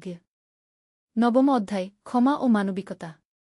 পরের দিন সকালে বন্দীদের বিষয় নিয়ে আলোচনা হল। কিছু সাহাবী বললেন, এদের মৃত্যুদণ্ড দেওয়া উচিত। আবার কেউ কেউ বললেন, এদের মুক্তিপণের বিনিময়ে ছেড়ে দেওয়া যেতে পারে গি। রাসূলুল্লাহ সাল্লাল্লাহু আলাইহি ওয়াসাল্লাম চিন্তা করলেন। তারপর বললেন, যারা লিখতে জানে তারা ১০ জন মুসলমান শিশুকে লেখাপড়া শেখালে মুক্তি পাবে। বাকিরা মুক্তিপণ দিয়ে যেতে পারে গু। এই সিদ্ধান্ত শুনে আব্দুল্লাহ মুগ্ধ হলেন। কত মানবিক আর দূরদর্শী এই সিদ্ধান্ত! শত্রুদের থেকেও শিক্ষার ব্যবস্থা করা। সুবহানাল্লাহ, তিনি মনে মনে বললেন, ইসলাম কত সুন্দর গু। দশম অধ্যায় মদিনায় ফেরা। বদর থেকে মদিনায় ফেরার পথে পুরো কাফেলা আনন্দে মুখর। কিন্তু রাসূলুল্লাহ সাল্লাল্লাহু আলাইহি ওয়াসাল্লাম বারবার সাহাবীদের বলছিলেন বিনয়ী থাকতে। গর্ব করো না, তিনি বললেন, এটি আল্লাহর দান। তিনি চাইলে যে কোনো মুহূর্তে আমাদের পরাজিত করতে পারতেন গু। আব্দুল্লাহ এই কথা গভীরভাবে মনে রাখলেন। জীবনের সব ক্ষেত্রে এই শিক্ষা প্রয়োজন। পথিমধ্যে তারা দোয়া করলেন শহীদদের জন্য। বিশেষভাবে স্মরণ করলেন উবাইদা ইবনুল হারিস রাদিয়াল্লাহু আনহুকে, যিনি দ্বন্দ্বযুদ্ধে আহত হয়ে পরে ইন্তেকাল করেছিলেন। আমাদের ভাইয়েরা জান্নাতে, উমাইর বললেন, তারা আমাদের চেয়ে ভাগ্যবান গু। একাদশ অধ্যায় নতুন সূর্যোদয়। মদিনায় পৌঁছে দেখা গেল পুরো শহর সেজে উঠেছে। নারী পুরুষ শিশু সবাই রাস্তায় এসে জমায়েত হয়েছে। আশহাদু আল্লা ইলাহা ইল্লাল্লাহু ওয়াশহাদু আন্না মুহাম্মাদান রাসূলুল্লাহ। সবার মুখে কালিমার ধ্বনি। কিন্তু রাসূলুল্লাহ সাল্লাল্লাহু আলাইহি ওয়াসাল্লাম সবার আগে মসজিদে গিয়ে ২ রাকাত নফল নামাজ পড়লেন। আল্লাহর শুকরিয়া আদায় করলেন। আব্দুল্লাহ দেখলেন, জয়ের পরেও রাসূলের সাল্লাল্লাহু আলাইহি ওয়াসাল্লাম মধ্যে কোনো অহংকার নেই। আছে শুধু আল্লাহর কাছে কৃতজ্ঞতা। দ্বাদশ অধ্যায় জীবনের পাঠ। সন্ধ্যার দিকে আব্দুল্লাহ তার মায়ের কাছে গেলেন। মা তাকে দেখে কাঁদতে শুরু করলেন। মা কেন কাঁদছেন, তিনি জিজ্ঞাসা করলেন। খুশির কান্না বেটা, মা বললেন, আল্লাহ তোমাকে ফিরিয়ে এনেছেন। আর তুমি আল্লাহর পথে লড়াই করেছ গু। মা, আব্দুল্লাহ বললেন, আজ আমি যা দেখেছি তা বর্ণনা করে শেষ করতে পারব না। আল্লাহর সাহায্য কিভাবে আসে, ফেরেশতারা কিভাবে যুদ্ধ করেন, একজন সত্যিকার নেতা কেমন হন, সব কিছু শিখেছি। মা তার মাথায় হাত রেখে দোয়া করলেন, আল্লাহ তোমাকে হেদায়েতের উপর রাখুন গু। ত্রয়োদশ অধ্যায় ভবিষ্যতের স্বপ্ন। রাতে আব্দুল্লাহ ছাদে বসে তারার দিকে তাকিয়ে ভাবছিলেন। আজকের বিজয়ের মানে কি? এর মানে হল ইসলাম এখন প্রতিষ্ঠিত হবে। সত্যের জয় হবে মিথ্যার উপর। আল্লাহর দিন ছড়িয়ে পড়বে পৃথিবীর সর্বত্র। কিন্তু তিনি মনে মনে বললেন, এই দায়িত্ব কিন্তু আমাদের উপরে। আমাদের চরিত্র, আমাদের আচার-আচরণ দিয়ে মানুষের কাছে ইসলামের সৌন্দর্য তুলে ধরতে হবে গু। বদরের যুদ্ধ শুধু একটি যুদ্ধ ছিল না। এটা ছিল ন্যায় ও অন্যায়ের সংঘাত। আর আল্লাহ ন্যায়ের পক্ষে। চতুর্দশ অধ্যায়, আল্লাহর অনুগ্রহ। পরের জুমার নামাজে রাসূলুল্লাহ সাল্লাল্লাহু আলাইহি ওয়াসাল্লাম খুতবায়ে বদরের ঘটনা নিয়ে কথা বললেন। হে মুমিনগণ, বদরে যা ঘটেছে তা আল্লাহর পক্ষ থেকে। তোমরা গর্ব করো না, বরং আল্লাহর শুকরিয়া আদায় করোগ। এই জয় তোমাদের জন্য পরীক্ষা। তোমরা কি কৃতজ্ঞ থাকবে নাকি অহংকারী হয়ে যাবে? মনে রেখো, আল্লাহ তাআলা বলেছেন, তোমরা তাদের হত্যা করনি, বরং আল্লাহই তাদের হত্যা করেছেন। আর তুমি নিক্ষেপ করনি যখন তুমি নিক্ষেপ করেছিলে, বরং আল্লাহই নিক্ষেপ করেছিলেন। আব্দুল্লাহ এই আয়াতের গভীর অর্থ বুঝতে পারলেন। সব কিছুই আল্লাহর ইচ্ছায়। পঞ্চদশ অধ্যায়, বন্দীদের সাথে আচরণ। কয়েকদিন পর আব্দুল্লাহ দেখলেন, বন্দীরা মুসলমানদের আচরণে অবাক হয়ে যাচ্ছে। তাদের সাথে কোনো খারাপ ব্যবহার করা হচ্ছে না। একজন বন্দী তার কাছে এসে বলল, তুমি আমাকে মেরে ফেলো না কেন? আব্দুল্লাহ উত্তর দিলেন, আমাদের ধর্ম আমাদের শত্রুর সাথেও ন্যায়বিচার করতে শেখায়। তুমি এখন আমাদের অতিথি। বন্দী অবাক হয়ে বলল, এরকম ধর্ম আমি আগে দেখিনি। এটাই ইসলাম। আব্দুল্লাহ বললেন, শান্তির ধর্ম।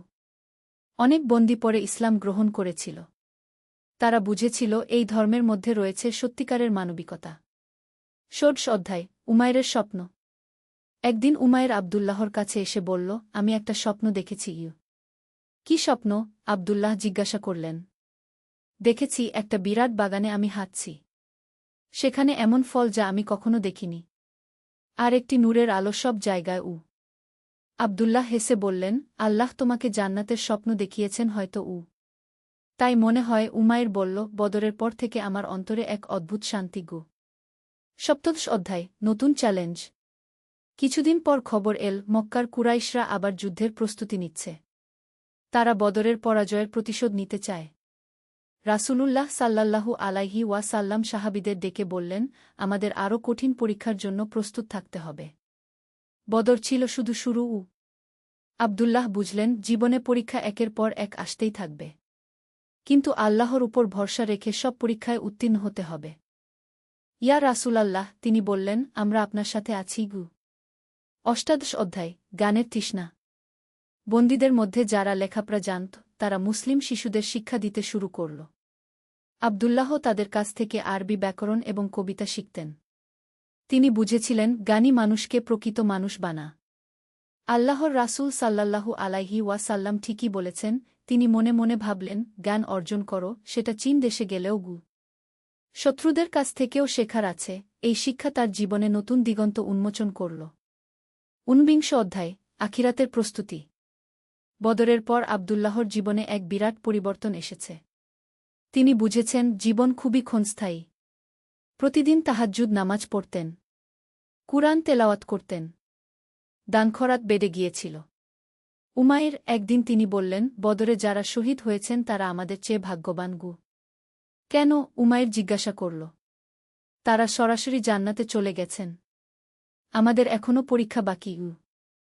বিংশ অধ্যায়, পরিবারের গুরুত্ব। একদিন আব্দুল্লাহর মা অসুস্থ হয়ে পড়লেন।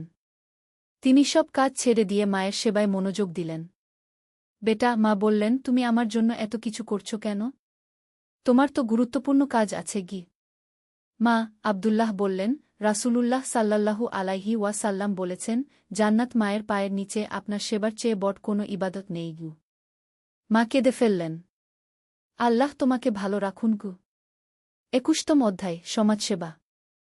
বদরের জয়ের পর মদিনায় অনেক নতুন মানুষ ইসলাম গ্রহণ করতে লাগল। তাদের থাকা খাওয়ার ব্যবস্থা করা দরকার। আব্দুল্লাহ এবং উমাইর মিলে নতুন মুসলিমদের সাহায্যে এগিয়ে এলেন। তারা নিজেদের বাড়িতে জায়গা দিলেন। ভাই আব্দুল্লাহ, একজন নতুন মুসলিম বলল, আপনারা আমাদের সাথে এত ভালো আচরণ করেন কেন? আমরা সবাই এক আল্লাহর বান্দা। আব্দুল্লাহ উত্তর দিলেন, তোমার কষ্ট মানেই আমার কষ্টও। ২২তম অধ্যায়, তাওবার গুরুত্ব। একদিন রাসূলুল্লাহ সাল্লাল্লাহু আলাইহি ওয়াসাল্লাম বললেন, তোমরা কি মনে করো, বদরের বিজয়ের পর তোমাদের আর কোনো গুনাহ নেই? সবাই চুপ হয়ে গেলেন। না, তিনি বললেন, প্রতিদিন তাওবা করতে থাকো। আমি দিনে ১০০ বারের বেশি তাওবা করি। আব্দুল্লাহ বুঝলেন, জয়ের পরেও বিনয়ী থাকতে হয়। আল্লাহর কাছে ক্ষমা চাইতে হয়। ২৩তম অধ্যায়, ভবিষ্যৎ প্রজন্ম। আব্দুল্লাহ প্রায় ভাবতেন আমাদের পরের প্রজন্মকে কি শেখাব। তিনি স্থির করলেন ছোট বাচ্চাদের কুরআন শিক্ষা দেবেন। বদরের ঘটনা তাদের কাছে বলবেন। শোনো বাচ্চারা, একদিন তিনি বললেন, আল্লাহর উপর ভরসা রাখলে পাহাড়ও সরানো যায়। বাচ্চারা মুগ্ধ হয়ে শুনত তার কথা। ২৪তম অধ্যায়, ইউনিটির শক্তি। বদরের সবচেয়ে বড় শিক্ষা ছিল একটা। মুহাজির আর আনসাররা একসাথে লড়াই করেছিলেন। দেখো উমায়ের, আব্দুল্লাহ বললেন, আমরা যদি ঐক্যবদ্ধ না থাকতাম কখনোই জিততে পারতাম না। ঠিক বলেছ, উমায়ের সম্মতি জানালেন। মুসলিম উম্মাহর শক্তি এই ঐক্যের মধ্যেই। এই শিক্ষা তারা জীবনে প্রয়োগ করার চেষ্টা করতেন। ২৫তম অধ্যায়, দোয়ার শক্তি। বদরের আগে রাসূলুল্লাহ সাল্লাল্লাহু আলাইহি ওয়াসাল্লাম যেভাবে দোয়া করেছিলেন সেটা আব্দুল্লাহর মনে গেঁথে গিয়েছিল। তিনি বুঝেছিলেন দোয়াই আসল অস্ত্র। আল্লাহর কাছে কাজতে পারলে সব অসম্ভব সম্ভব হয়। প্রতিদিন তিনি দোয়া করতেন, আল্লাহুম্মা আইন্নি আলা জিক্রিকা ওয়া শুকরিকা ওয়া হুসনি ইবাদাতিক। হে আল্লাহ, আমাকে আপনার জিকর, শুকরিয়া এবং সুন্দরভাবে ইবাদত করার তৌফিক দিন। ৬০তম অধ্যায়, জীবনের শেষ পাঠ। বছরের পর বছর কেটে গেল। আব্দুল্লাহ এখন বৃদ্ধ। উমাইর কয়েক বছর আগে ইন্তেকাল করেছেন। একদিন তার কাছে এক তরুণ এসে বলল, চাচা, বদরের যুদ্ধের কথা বলুন। আব্দুল্লাহ গভীর শ্বাস নিয়ে বললেন, বেটা, বদর আমাদের শিখিয়েছে আল্লাহর উপর ভরসা রাখো। ন্যায়ের পক্ষে লড়ো। শত্রুর সাথেও ন্যায় বিচার করো। অহংকার করো না। আর সবচেয়ে বড় কথা, একতা রক্ষা করো। এই শিক্ষাগুলো শুধু যুদ্ধক্ষেত্রের জন্য নয়, জীবনের প্রতিটি ক্ষেত্রে প্রযোজ্য। তরুণ মুগ্ধ হয়ে শুনল। উপসংহার, অনন্ত পাথে। আব্দুল্লাহ ইবনে মাসুদ রাদিয়াল্লাহু আনহু পরে ইসলামের একজন বিখ্যাত আলেম হয়েছিলেন। তিনি কুরআনের তাফসির এবং হাদিস শিক্ষা দিতেন।